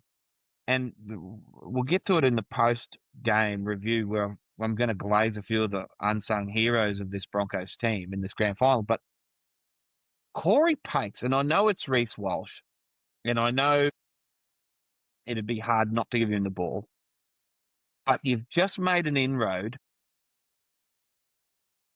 It's a lot of courage for him to get up, take a step, and give that ball straight away. I know it would have been an overs calls and whatnot, but in the lead-up play to that, he would have had Renault barking at him on his outside saying, as soon as he's up, give me the ball because we've got Reece set up out here, blah, blah, blah. We've got him shot because of that inside pass. You know, to the game awareness to just pop that ball to Reece without thinking and getting him and perfectly delivered right on his chest so he could just hit that ball flying. Fair bit of bloody, I think anyway, a fair bit of glaze has got to go cuck Jack Corey's way. And shout out to Kobe as well, playing with two blown knees. Like, that just, I mean, we were paying him out his running style, but shit. Poor bastard. Exactly. Now I feel bad. But even in that play, the Storm player was trying to lay on top of him. He literally stands up and throws him off to get that quick play the ball. It's fucking incredible. Yeah, that I want to have a look at. That's one thing that I really wanted to have a look at as well when it comes to the play the ball speed. So I'll have a look at that. But so that we go 16-12 from there. But 5 minutes ago, right after Langers said we can't afford to concede before halftime, Hughes off two right foot steps crosses under the post from a gap left by Hunt, not sliding across. Now, Cowboy Cow did remind us and humble us at the time that there were many other opportunities in Broncos there to tackle Hughes. However, that gap was just too good of an invite for Hughes, and it's all he needed. And you could see Benny knew immediately what had happened. Yeah. Left him on the dirt there. So, I'm just having a quick look now. So the average play the ball speed for this game, interesting enough, 3.39 seconds for the Storm, 3.61 seconds for us. Which is pretty typical. Pretty typical of a Storm team, and we were absolutely baying for blood in stages there when they were dead set going to sleep on us in that second half. So, it's actually not as far apart as what I thought it would be. But still, Kobe's play the ball speed was, Kobe's play the ball speed was 3.1 seconds. The fastest actually, and I won't list Corey Pakes in here because he barely runs. Same with Renault. They're all below 3 seconds. Tony Staggs was below 3 seconds with 2.99. That's with 13 runs. Yeah. That's pretty quick. That's for the big fella. Booking. Yeah. So good on him there for getting that work done. So we go halftime, 22-12. We go into the sheds. I can't say, and it's weird, right? Probably because we had Raiders and Panthers going into the halftime sheds 10 points down against the Melbourne Storm. On the live, it didn't feel like we should have been worried. It was like we have another 40 minutes. You know, like, this is a good game. Were we worried that the Storm would come out and get a roll on? Yeah, 100%. Like the Jerome Hughes try, the Warwick try. Yes. All their tries have been really, really good tries, sort of, and it's very easy for them to come out and do exactly that in the second half. Yeah. And put us away. But, we were still in the fight. Well, I think we even said could have been in our little halftime. Like we said it in our little halftime break there. We all said, I'm nervous, but I don't think we're as nervous as what we probably should be. And in a 12-point deficit to the Storm, because we did see that we had so much potential in this game if we tightened up in the areas we needed to, and obviously it did. Yeah, 100%. 3 minutes into the halftime, into the second half, It could have been a totally different story. Munster rolls a kick in through. Kamakamika picks it up, goes to put it down, but on the put down, Walsh, again involved, does enough to knock it loose. And it was at that moment that his Clive Churchill odds went short as shit. Yeah. Just dropped out of the arse. But that effort off the ball to get there, to be involved in defence, not just attack. Yeah, that was huge. I wonder if that's going to live rent free in poor old Kamakamika's head. Tui's not going to be bloody getting over that one for a while. Especially because it'd be different if he was going to just plant it and it bobbled or whatnot. But he had it, and he went to put it He down, had and Reece hit him yeah. with absolutely everything. Luckily, right in the right spot, and it's just sort of jolted it out of his hands. Because a try there, as good as we are, I think that might have been a hill too far. Yeah. 2 minutes later, we are down the other end. So you could almost say 12-point turnaround type stuff. Ezra put Shibber into position to score. Shibber still had a fair bit of work to do. He still had to go through his man plus an extra, the inside man. But he gets it down. Really good little back out of the hand sort of put down. 22-16, the conversion we don't get. But there's life. We're up and about. Definitely life. We're moving in. 32 minutes to go. The little general pulls up with a calf injury. That sees Hunt go to 7, Pakes at 9, Mam at 6. Mam was on at this stage doing like a bit of a roaming. Just roaming, really, wasn't he? He wasn't really playing hooker. Pakesy was off and Hunty was at 9, I'm pretty sure, at this stage. And so, Mam was just playing like a 5'8", roaming, and he bobbed up both sides in this period. I'm just trying to see because, so 8 minutes ago. 26 minutes ago, Ezra decides to use his face to dislodge the ball from Warbrick. You watch that in slow motion, mate. He just hits him. It doesn't matter. He just hits. Absolutely no self-preservation. Huge play nonetheless, because 1 minute later, we cross through Mariner. Pakes does well to get, he gets away from dummy half. Munster's there, pushes him. As he's falling over, he gets it to Reece, who quick as a flash, turns, shoots it out. Coates has run out to shut the centre down, Stags, and that just, Dean just runs over. And Reece is involved again, right? Absolute money ball right on the Dean's chest. But when we're saying like Reece has captured lightning, Dean still had to be there. Corey still had to get that pass to him. Like it was, Would anyone else have been able to probably get the ball, put it? Probably not. It was just all three did their job perfectly. Ended up with that. So we go 22-20. Again, conversion. We don't get it. And it's similar to the Panthers game. Maybe missing these conversions is what we needed to actually finish it off. We had to 100%. Score, sort of thing. So, 23 minutes to go. We get a great passage of play with some serious momentum. We go from our dead ball line to Melbourne's 20. Or 30, I think it might have been. Reece gets the ball again, fires a flat pass out to Shiva, who crosses. Now, I've watched this quite a few times, and I still can't understand the thought process from Pappy, but he is there, and he doesn't lay a finger on Shiva. So I don't know. Like, was it in the moment, it was just in the absolutely, completely wrong position, and he couldn't? If he had he physically couldn't get into a contact with him, but he just runs, stops, and then looks, and it's done. It's all over. Yeah. So I don't know what happened there. What about your thoughts on that one, mate? I don't think Pappy wanted the smoke, mate. He didn't want to put up with Shiver's bloody big ass fucking coming.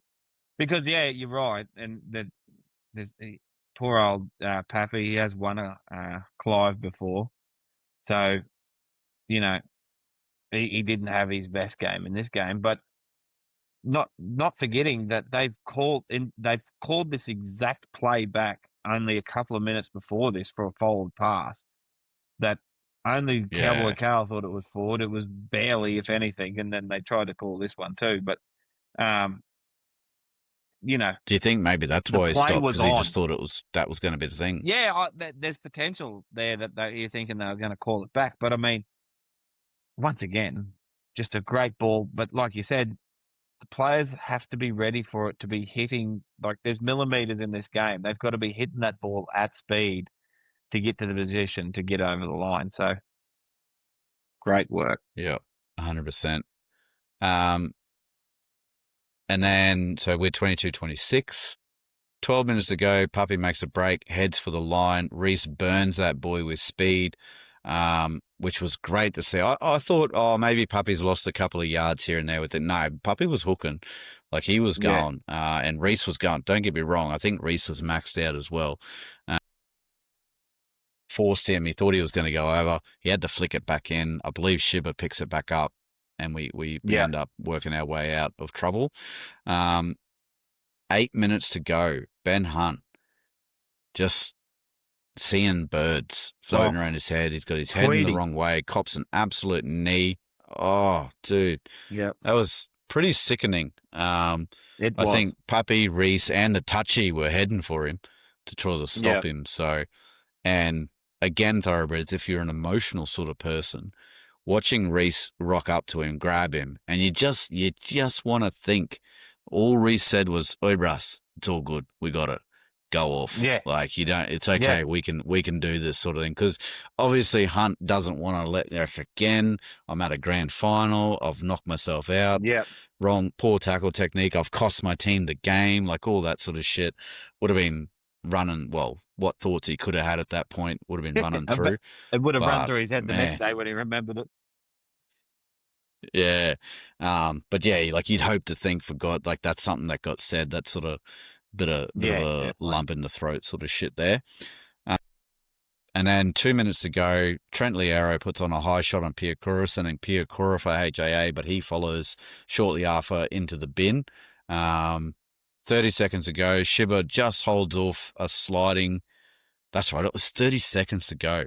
And I rewatched it because I didn't realize at the time. I had to go back and rewatch it. He does just pause Shibba. I don't know whether he was worried about the inside ball or what, but he pauses. Katoa just heads on through. Yeah. It was a pretty poor read. Not a poor read. It was just in that moment, he still got a fair bit of a piece of Katoa, so he had to come up with a leg there. But I mean, they're gassed. It's 30 seconds to go on a GF, and it is Eli Katoa, the best second row in the game. Yeah. Yeah, that's it. And resells enough of the commitment to force Ellie to throw it into Pap. But again, and I believe, we've all seen footage and heard shit, and Reese was claiming that he summed it up. Fastest guy there's Puppy. I need to take Puppy. Everyone else should be able to get Ellie. We've got Ezra Man chasing him. We've got Shibba chasing, all that. They should be able to get him if I miss. And so he committed to go to Puppy. Ended up being the right call.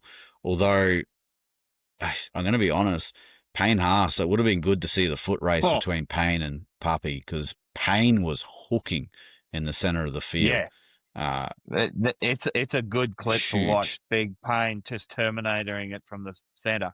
But also, the more you watch that, Ezra is pointing at Katoa, saying, I'll get him. I'll get there, sort of thing. And then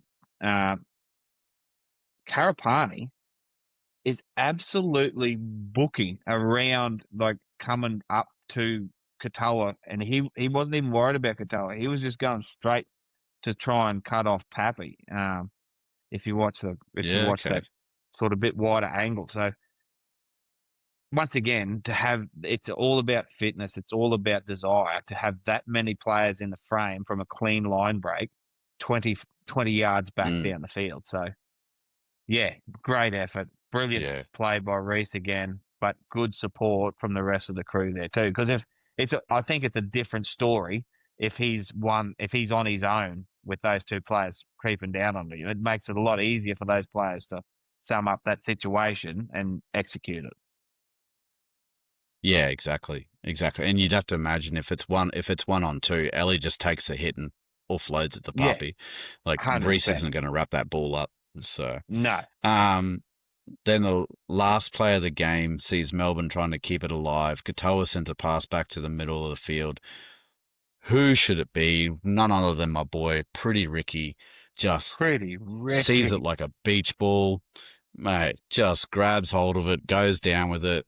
I've rewatched the scene multiple times, mate. Payne Haas drops to the ground. Ezra celebrates. Katoni runs around and grabs bloody Mariner, and they do a rejoice. Reese collapses onto his knees. Absolute beautiful moment in history, in my life anyway.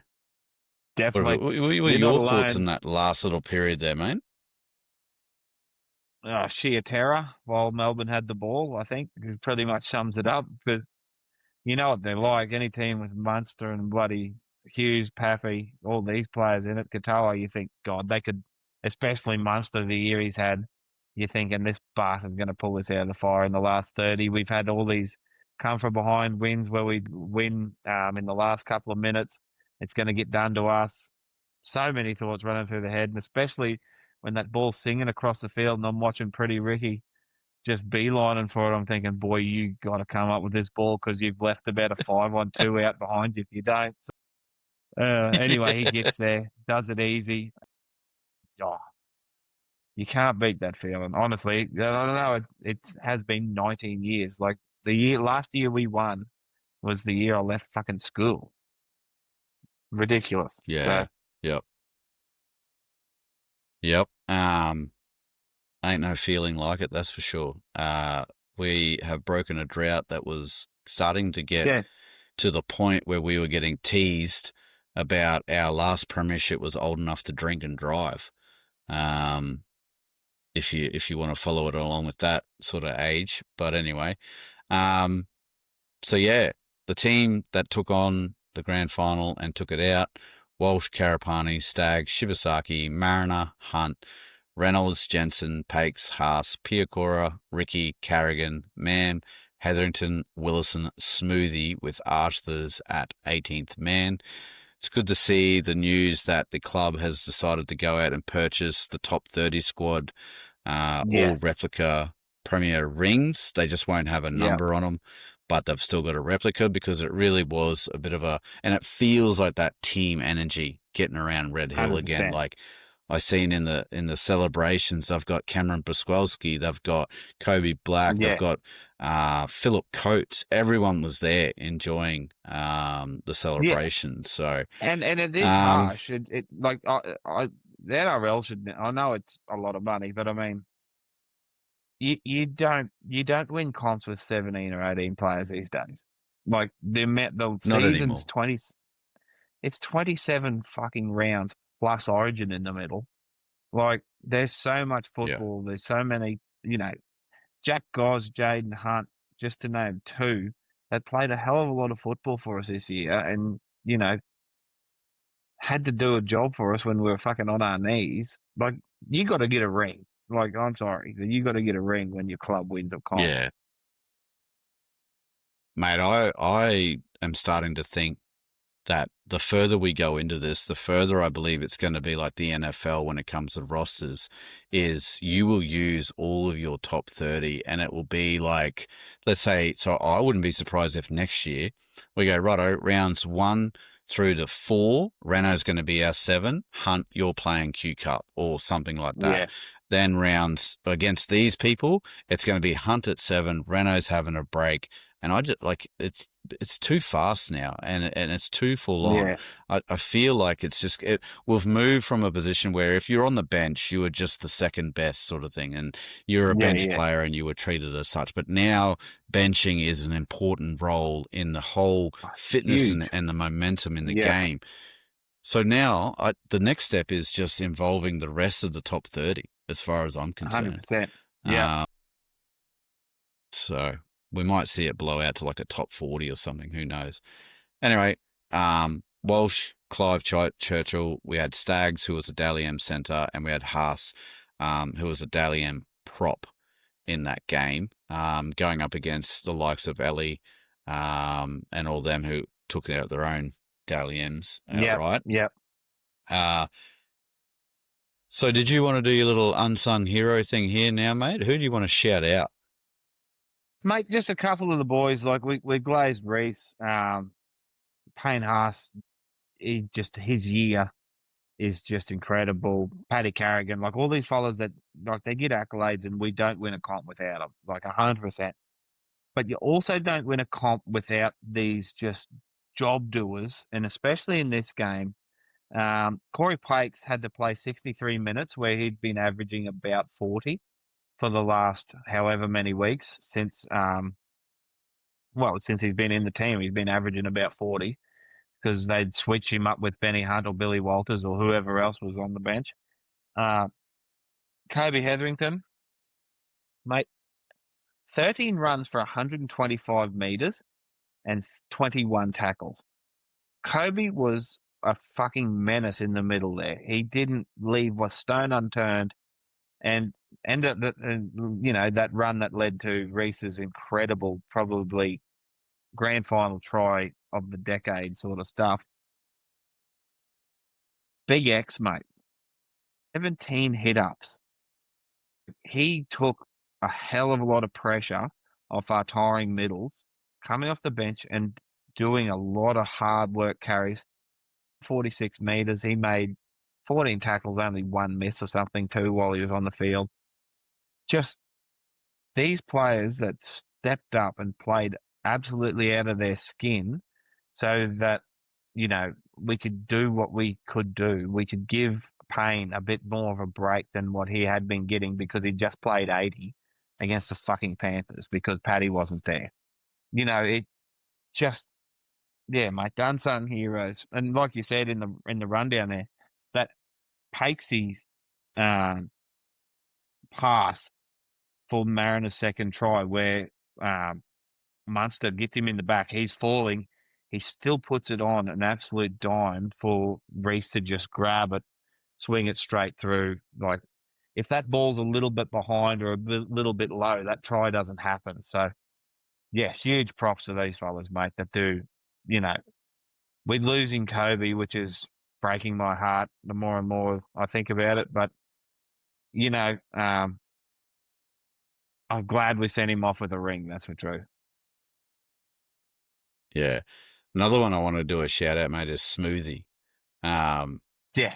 I wouldn't say massive. Like it wasn't controversial that Tolte got dropped out and Smoothie got in. Smoothie was there in 2023. He's been in and around the club. He's been doing the hard yards. Tolte was a freshie in. It makes sense that Smoothie was going to be there. I'm just looking over. Yeah. He did 20 minutes of game time, Smoothie, but they would have to have been one of probably the most important 20 minutes he's ever played in his career. Definitely. He did 2 runs, 19 meters, but 94.74% tackle efficiency. He did 18 tackles with 1 missed. And they were crucial. And he also played that 7 role there for a bit when Hunt went down. And you'd love the confidence that you had. All right, Hunt's down. I was shitting bricks. I was like, you can't lose 2 of your starting halves and go on to win a grand final. Surely we're roasted chooks here. Then, obviously we knew Smoothie was going to run out, and I was like, bro, I believe in you. Just do the job. Mm-hmm. That's all you got to do. You just got to do your job. And he just went out. He just did it. The confidence when he ran out, he knew exactly what he was going to do. Yeah. Yeah, it was so good to see. So, yeah, shout out to Smoothie as well. Massive props. Oh, brilliant, mate. What a loss to the NRL. We've already said it, but I mean... He'll be back. He'll be at the Bears, surely. Mate, there's got to be 15 NRL clubs going, oh, fuck, we could use that. Yeah. He must be a personal choice for him to go over there, really. Yes, he may not have got an NRL club, but surely there was a contract waiting for him. Somebody must have offered him something. And now, I just assume that he's going to get picked up by the Bears. He'll go over there, Yeah. play a season, win a 12 Man of months. Steel, Yeah. and he'll be back. Yeah, exactly. Yeah. So we'll do a team rundown and we'll have a look at what our retention is like. We used 27 players this year out of our 30. When it comes to the judiciary, we had 12 people sent. We had 6 games in total, but we went $31,000 in fines. So I hope everyone's putting the gold coin into the till at Red Hill there. Adam Reynolds, big call, mate. It's not November yet. Is he going to pull the pin or is he going again? Mate, honestly, he should ride off. Like, I love Renault, Captain Courageous, but, mate, the body's just letting him down. And especially soft tissue injury on top of soft tissue. Like, he pulled the bloody calf on the same leg as his fucking hammy. Like, Jesus. Yeah. And so, you know, do you take your second ring, fall into the halves coaching role at the Broncos for the rest of your life and just fucking help them win comps like that? Like, I don't know. But Renault might have a fucking top off season and just, like you said, dip in and out during the year. As we, he might be our starting 7, but then, get a bit of a break and then take us through the origin period. Like, he's so valuable as the old statesman that he is. In saying all that, and as much as I love him, a lot of the times this year when he hasn't been playing, we looked a lot better in attack, at least.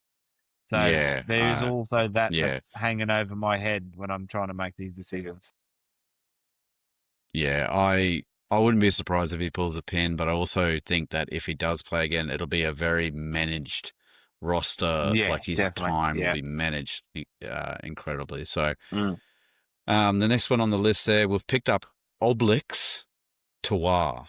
Now, apart from being an absolute fucking great name, the fact that he shaped up to Spencer Leniu when the Dolphins last took on the Roosters immediately is a winner in my books, and I'm throwing him straight into my my bench spot for next year. What are your thoughts, mate? Have you watched him a fair bit? Not a fair bit, but an absolute menace. It's got to be said, and probably the little bit of a fire that we haven't really got a firebrand in this whole 30-man squad. Like, there's no one in there that you would say is like the fighter, I'm guessing. Not that you'd want to pull any of them on, but there's not that absolute, menace in that forward pack. So I think it's a fucking great signing. Agile, fast feet. I think he's going to be excellent. Yeah, looking at our bench that I've got for the predicted lineup next year, it's hot and horny. Benny Hunt obviously signed to 26. I've got no issues with him going around again. He seems to be the half that isn't afraid to just yell at anyone and pull them into gear, sort of thing. I think he's been great for us, and it'll be a joy to see him go around again with a ring on his finger. Just the confidence and everything that he'll get through. He'll know that this is the last preseason that he has to do. Yeah. So he'll just move on. Ben Tolte, great pickup, locked in till 2027. Love it. He's over currently enjoying himself overseas, well deserved after a massive year. So good to see that. Bentakura. Now, I have a feeling that when we come to do our accountability next year and what we want to see, my movements that I had with Willison, where I really needed him to step up and come of age and do what he's, I feel like that's going to get offloaded onto Takura next year. What are your thoughts, mate? Yeah, mate. We'll go through like your predicted team, my predicted team for next year. I think that's got to be terrifying for opposition teams, doesn't it? That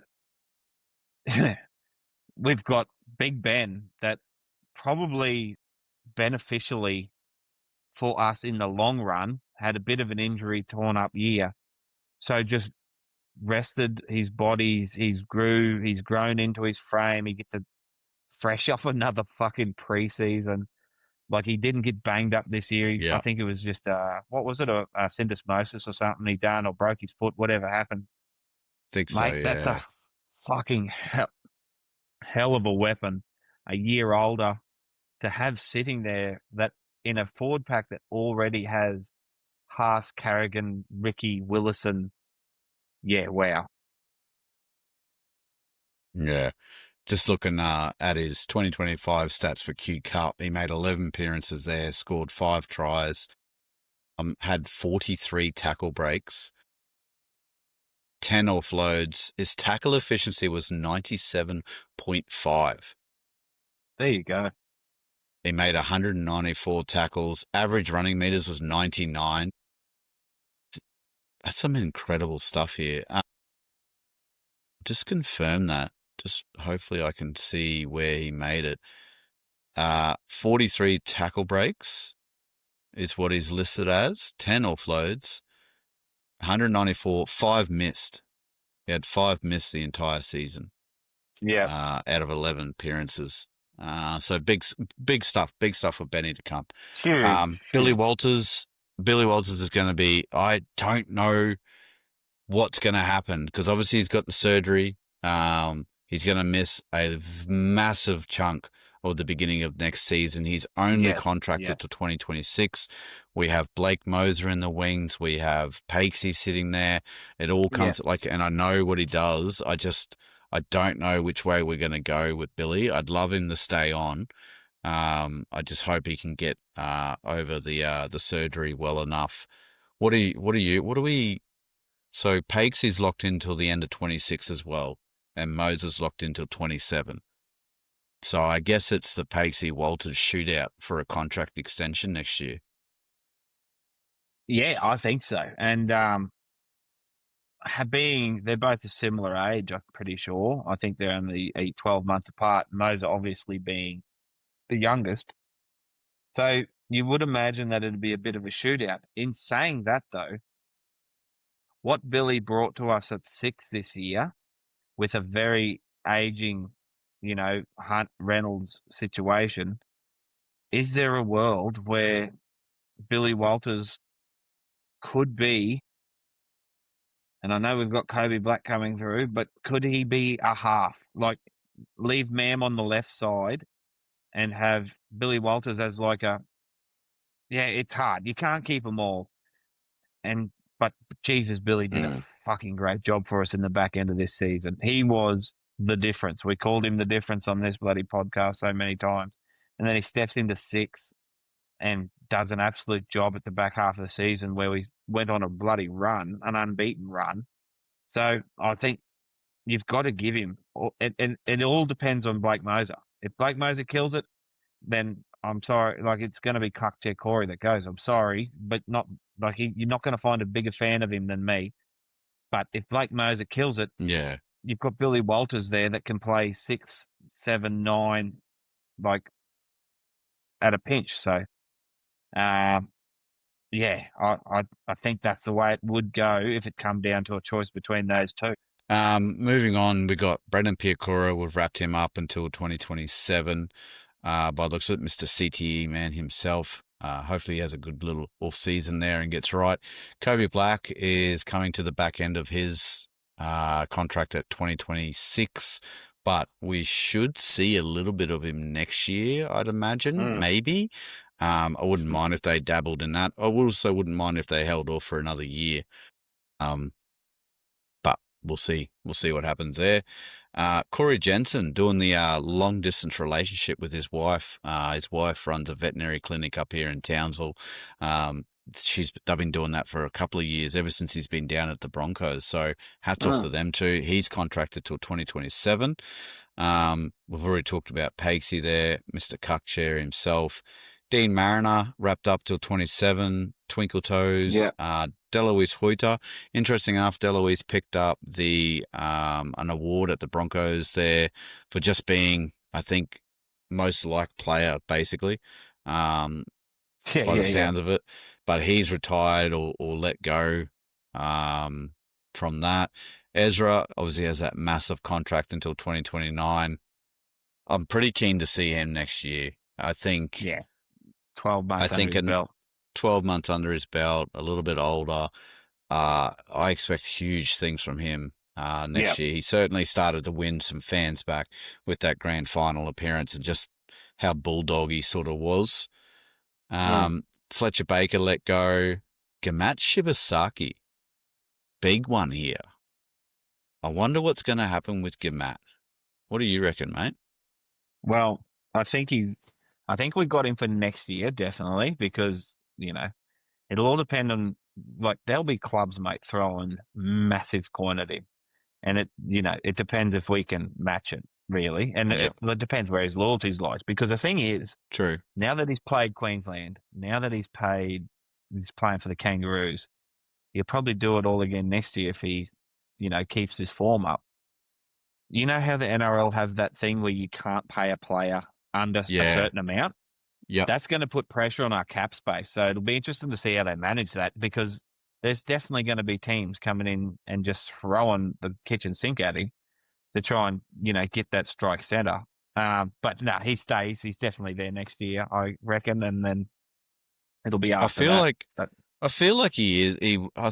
He come down, and the best year you're going to have is on the match in your entire career. I don't know how keen you would be to run off. Yeah, exactly. Just thinking at it from that sort of point of view. So it'll be interesting to see.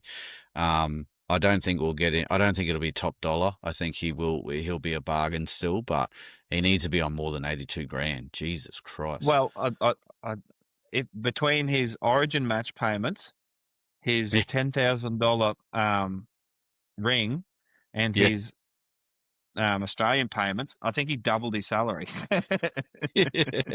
Most likely.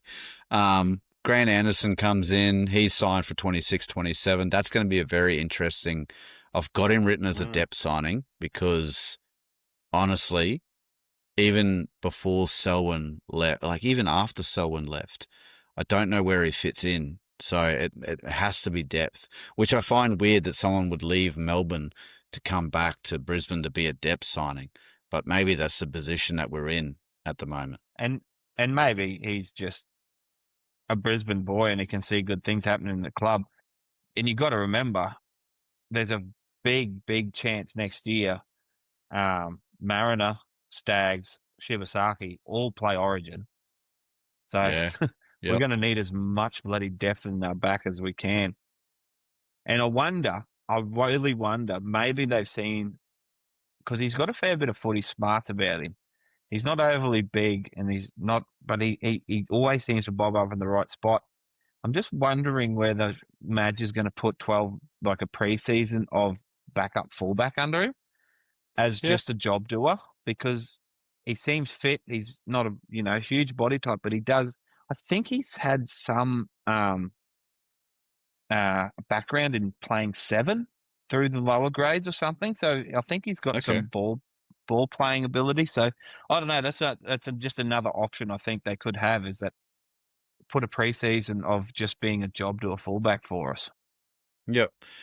Just did a quick Google here, mate. He was born in Fremantle, Western Australia. Good on him. Long way from home. Grew up in Belmont, New South Wales, so sucks if he makes Origin because he'll be another Blues by the looks of it. But playing for us. Yeah. Israel Leota, he's headed off to Union, which sucks. I really wanted to see him, but I mean, he's about 5th string. So, poor fella. I bet you he's a bit upset he signed with Union just before this Rugby Union 360 comes out with all this cash. He's like, fuck. Jack Wasowski, I can update this actually. He has been updated. 100%. Contract extension as of today for 2026. So we're all questioning whether or not his career would be over after the collarbone break, but he lives to move on, which is good to see. So we'll see how the lineup does happen next year. Jaden Hunt, he's wrapped up to 26. Jesse Arthur's 26. My Lord, I can't believe I've written depth signing with Jesse Arthur. Like, I don't know That's what whether it is, but I don't know whether to feel sorry for him or if it's just the way that it is or what, but he might be one that the Bears might be targeting as well. 100%. Another one that the clubs are going to be absolutely fanging for. Yeah. And it's unfair, but that's when Broncos teams were good. Like, and put it this way, we're talking about these players now after the season. When Yeah, these yeah. players were signed, well, you wouldn't have been able to give half of them away. So it's Yeah. just great work by recruitment, by the development of these players by Madge. Yeah. And Kevy too. And Kevy. Yes, Kevy. Yeah. Love you, Not Kev. so much Seabold. Sit down, Seabold. Go stay in Manly. Don't ever come back. Thank you. Yeah. You're doing great work at Manly. Completely tearing that club to pieces. Jock Madden heading to the Tigers. Obviously a bit of a depth signing there. So that'll be interesting to see how he goes. Jordan Ricky is wrapped up till 27. Josh Rogers at 26. He went down, and even though he played a great game at the National Cup, he came home a bit of a loser there, but still had a solid game, which was good to see. Josiah Karapani, he's wrapped up to 27. Kobe Hetherington headed to Manly, obviously, which sucks. Hopefully he can get over his, I forget what tears he had. Meniscus, that's it. He had a meniscus tear in both knees. Did it 10 weeks prior. Yes. 10 weeks bone on bone. Thank you very much. Yeah, built different. Katoni Staggs wrapped up to 28. Love to see that. Hopefully another preseason under Madge. He comes back even more aggressive. Marty Tapau, who we let go during the season. Doesn't that look like just the right call? Exactly. 100%. Unfortunately for Marty, like Marty, I loved Marty. I thought he was great. Good Marty. Old head. Yeah. But I mean, yep. Yeah. Exactly. You don't do. Patrick Carrigan wrapped up to 28. Safe to say that the front row experiment is over, mate, or what? At Clubland, anyway. Yeah, definitely. He's our lock. He's just probably the best. Well, stats wise, he isn't, but he's one of the best. He'd have to be the top 2 locks in the comp. So yeah, he's staying there forever. Payne Haas, 26, I believe. And I truly do believe this, he extends and he brings his brother from the Titans. I reckon Khalees signs his next contract with the Broncos. Mate, Payne stuck with the Broncos when we were going like busted asses and we had fucking Seabold. Like, and I know it's a good story and it sells lots of papers, I suppose. But to think now, after Payne Haas has won a premiership with a team that is mainly signed on till at least 27. I'll be terribly surprised if they don't get another 12-month extension at minimum in the next 4 to 6 weeks. So 26, 27, 12-month extension. We'll see what, because that's, a lot of the players that are around now, like if we've got 2 years of this squad. So I think we'll get that at least. Yeah. Reese is wrapped up till 2029, which is good to see. Selwyn has departed. He's gone to the Dolphins. A little bit of a I'll be back sort of vibe going on though. Yeah. We'll see what happens there. Smoothie he's off obviously to Trinity Wakefield. Tom Duffy comes into the season 2026. So just more depth in the halves. I mean, yeah, Jock maybe Madden goes, we get Tom Duffy. That's pretty good. Yeah. A pretty good swap. Xavier Willison, 2027, Mr. Stand on Business himself. Buddy. So that's everyone at this point. My predicted lineup will be Walsh, Karapani, Staggs, Shibasaki, Mariner, Mam, and then I've got Renault/Hunt here because I truly believe that we're going to be doing that swapping out. Jensen, Moser, I think he comes in at 9. Haas at 10, Piakora, Ricky Carrigan, and then we're going to go Pakes, Willison, Tolte, Tawar, and then Arthurs or Anderson at 18th. But obviously you got to add in Ben Dakura there. So our bench is going to be rolling. Yeah, exactly. And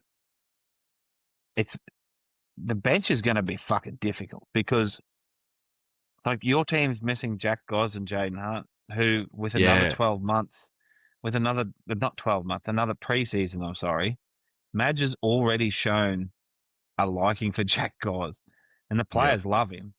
So that's about the only change. Well, not the only change. I think Pakesy will start just to take the pressure off Blake Moser. Moser at 14, and that's the only difference. I've got Moser at 14, and I've got Jack Goss at the 17, just because of Madge's history with Yep. having him, Yeah. in the team somewhere as a bit of a cover for CTE number 3. But yeah, like it's incredible. And you look at Jaden Hunt, Banter. Who else did we leave off that for the 18 there? Ben Hunt. Anyway, Jaden Hunt, Banter as your backup sort of props. And like you said, I think there is going to be periods because Origin period's going to hit us so hard if we're in some sort of form. We're going to lose. Yeah, true. We're going to lose Walsh. We're going to lose Staggs. We're going to lose Shibber, possibly Mariner, possibly Mam, possibly fucking paying Haas definitely, Paddy definitely, possibly Pikura. Like we're going to get decimated. So your players like Jaden Hunt, Takura, Jack Goss, Oblix, Tawa, they're going to be in there definitely. So, and even Corey Jensen, I think we're going to see periods where Corey gets a couple of weeks off, like older body, but he's just that prop we need in our rotation to just tighten everything up. Yeah. Just to be that, we get another 12 months out of him as run on, and I think then with the, big X Willis and stand on business, rise, he's going to have to get promoted to run on to keep him at the club. So I think we get another 12 months out of Corey Jensen, and then, yeah. So, mate, it's, and like we said, though, you look at this roster at the end of the season after you win a comp and you go, my God, I can't believe we've got all these players. At the start of the season, people didn't know. Well, Ben Tolte wasn't even on anyone's fucking bucket list. Jack Goss, Jaden Hunt, even us Broncos one-eyed men were like, what the fuck are these blokes doing? You know what I mean? So it's not as if... Shibasaki. Shiver, exactly. It's not as if these players have... they're not changed. Like, they've completely changed. It's the same roster that we started the year with. So, very happy, mate. Very happy to have that sort of depth and to have these conversations already about how good our depth looks for next year. Even players with, like, Tom Duffy and, like, me and you, big fans of Josh Rogers. I love having that sitting there, depth in the halves. Reno, Hunt, Ezra, either one of two of them go down, Josh Rogers, Tom Duffy. Like, it's workable, and you can still... And then very later in the year, Billy Walters. So, yeah, great position to be in. 100%. All right, we'll get on to some accountability now, and this is where I get to rejoice. Second year in a row, Brito has taken out the accountability. I mean, massive scores here, but let's not let that ruin the party. Yeah. Well done, mate. I got 20 points there. I got the Storm in the right spot, the Sharkies and the Dolphins. I thought they'd go a little bit better this year, and they went one better, which was good. My big mover had the Warriors in 15th, so that was huge. And then I had the Rabbitohs in the top 8, but I mean, surely I can be forgiven for the injury toll. But the biggest one, Raiders, I had them in 13th. And they ended up taking out the minor premierships. Mate, I had them in 16th, so it could have been worse. Yeah, true that. Next up, what do we got? We got Langers and Gronk tied on second. Yeah. Langers picked the Roosters in 8. He got the Storm in 2nd. And then he had the Raiders in 11th. His other big moves were Rabbitohs again and the Knights. He had the Knights at 9th. And it looks like, again, the Warriors didn't make the Gronks good wish. He had them as the wooden spooners. They went a lot better than that. Shout out to him, though. Raiders, he had them at 8. So he did a lot better than any of us with those guys. Definitely. And he put him Rabbitohs above. again. He put him above the Roosters, which is a big dick call at the start of the year. So good on him. He gets one there. True that. Rabbitohs drop out. Seagulls drop out. And that looks to be about it for that. Excuse me. Now, you had 25, but you still got the Sharkies and the Tigers in the right spot. Yeah. What killed you is you had Warriors and Raiders sitting at the bottom. Yeah, bottom 2. Yeah. Yeah, I flip a couple. Actually, the bottom 3 is what killed me. Roosters, Warriors. Yeah. Anyway, that was. We'll live I with would that. say that's a bigger dick call for you to put the Roosters down there, mate. Yeah. Oh, it was probably wishful thinking more than anything. But anyway. But yeah, like you at the top there, you look at it, it's not that far away. But anyway, No, we'll move on. You got Storm first, Panthers, Broncos, Bulldogs, Sharkies. So other than the Panthers there, you nearly sorted the top 4, mate. Yeah, getting there. Unlucky. Well, Unlucky. 15 points away. All right, we move on to our top try scorer. I had Jesse Arthurs. The lad finished 34th overall and was not even making the side at the end of it. You had AKP, who barely played any games thanks to Desi. League, so that was good. Yeah. The closest who got was Langers with Daniel Tupu, who ended up 5th, so good effort there. And the Gronk had Tommy Turbo. Obviously, the top try scorer was Mark Nawangani-Tawate.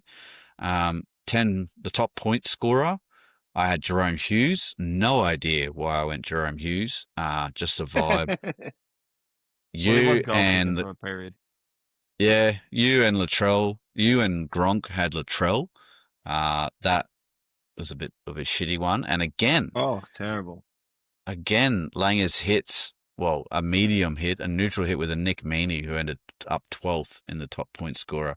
But Jermaine Azarko takes that one out again. I don't know how many times he's won that. Exactly. Must be 3 at least now. Yeah. Now, the Heat, and again, I didn't change what actually happened, but I can remember it. So the Heat, I said Robinson would be sacked if they didn't sign Dylan Brown. Robinson well and truly alive and kicking. Dylan Brown not going to the Roosters. You had Toddy Payton sacked. Now, I've given you a neutral colour there, mate, because it's got to be close. Like, if they don't perform at least in the first 10 rounds, they're gone. Mate, he's got to be on absolute eggshells there. Langers had man returns at 14 or 18. Round 11, he returned at the number 6. That was due to injury, so he got away. We got lucky there that he didn't run away with another neutral. Very or a close. greenie. And then Gronk had Plath to take the number 14 jersey for Origin, but unfortunately due to injuries. And he would have. He would have got close. Yeah. Yep. But the real big heat was obviously Adam O'Brien getting moved on from the Knights there. So Daily M winner, I had Benny Hunt. A bit of a dream redemption story. Would have been a complete and utter arc if that came off. You had KP, Kalen Ponga. Langers followed me in on the Benny Hunt. Yeah. And then Tommy Turbo for the Gronk, obviously with the Daily M. This year was Tedesco, was a massive year. Good on him with that. Huge. All right. We'll quickly just run through a couple of notable mentions here. Islands, we've got Brendan Piakura has been selected. Then for the New Zealand Kiwis, we've got Xavier Willison getting the call up, which is good shit.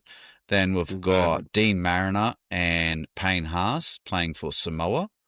Well done there. Kangaroos, we got a few. We've got Mr. Staggs, Mr. Carrigan, and Walsh. Call up there. Over for the... And Shiva, sorry, I missed. Yeah, Shiva there. That just tops off the That's year a for me with ride, mate. Shiver. That's so huge, mate. Like, You get to I go. wonder- You're on a training trial. You play Origin. You win a comp. You win the series. You win a comp, and then you go to Ashes, a first Ashes series in 40 years. It's like You're on camera, on the news, vomiting into a bucket in preseason where the coach tells you to go home. go home. Go Yeah. home and rethink and reevaluate to Yep. what we're looking at now. It's massive, massive. Over to the NRLW, Brianna Clark and Hafanga get the call up for the Kiwi Ferns. Then we've got Destiny Brill, Nuasala, and Shalom getting the call up for Samoa. Shalom That's on a big in. rise as well. Big in for Samoa. I wonder what surely she's eligible for Queensland. Shalom. Yes, I think so. We're going to Brisbane school. Yeah. And then for the Gillaroos, we've obviously got Ali Brigginshaw, Julia Robinson, Keely Joseph, and Tamika Upton playing for the Roos there. Quick with the Brisbane Awards, Payne Haas takes out the absolute pinnacle of the Brisbane Broncos, along with Upton. He also takes out the Shane Webke best forward. Keely takes out the NRLW forward. We have joint winners for the Alan Langer back of the year for the NRL between Katoni and Reese. And then Upton adds to her silverware, taking out the NRLW back of the year. Kevin Walters, most consistent, went to Patrick Carrington. Hard launch, breaking the hearts of many a young filly. Taking his lovely missus to the event, arriving on a Lime scooter. That's couldn't have done it any other way. BDE, mate. BDE. NRLW most consistent goes to Julia Robinson. Rookie of the year for the NRL is Ben Tolte. Shalom takes out rookie for the NRLW. Player of the year is Ben Hunt's field goal against Canberra down in the nation's capital.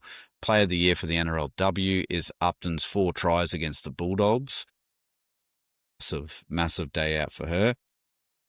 Speaking of storylines, mate, and we're both huge fans. Ben Tolte.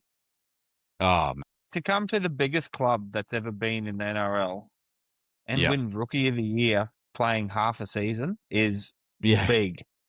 Yeah, So happy for him because, like we've said it before too, but I mean, he's that David Staggs, you know, but just one of those players that you need in the club. He's going to be at 8 to 9 of his ability every week, and that's all you want from him. And fucking so happy for him.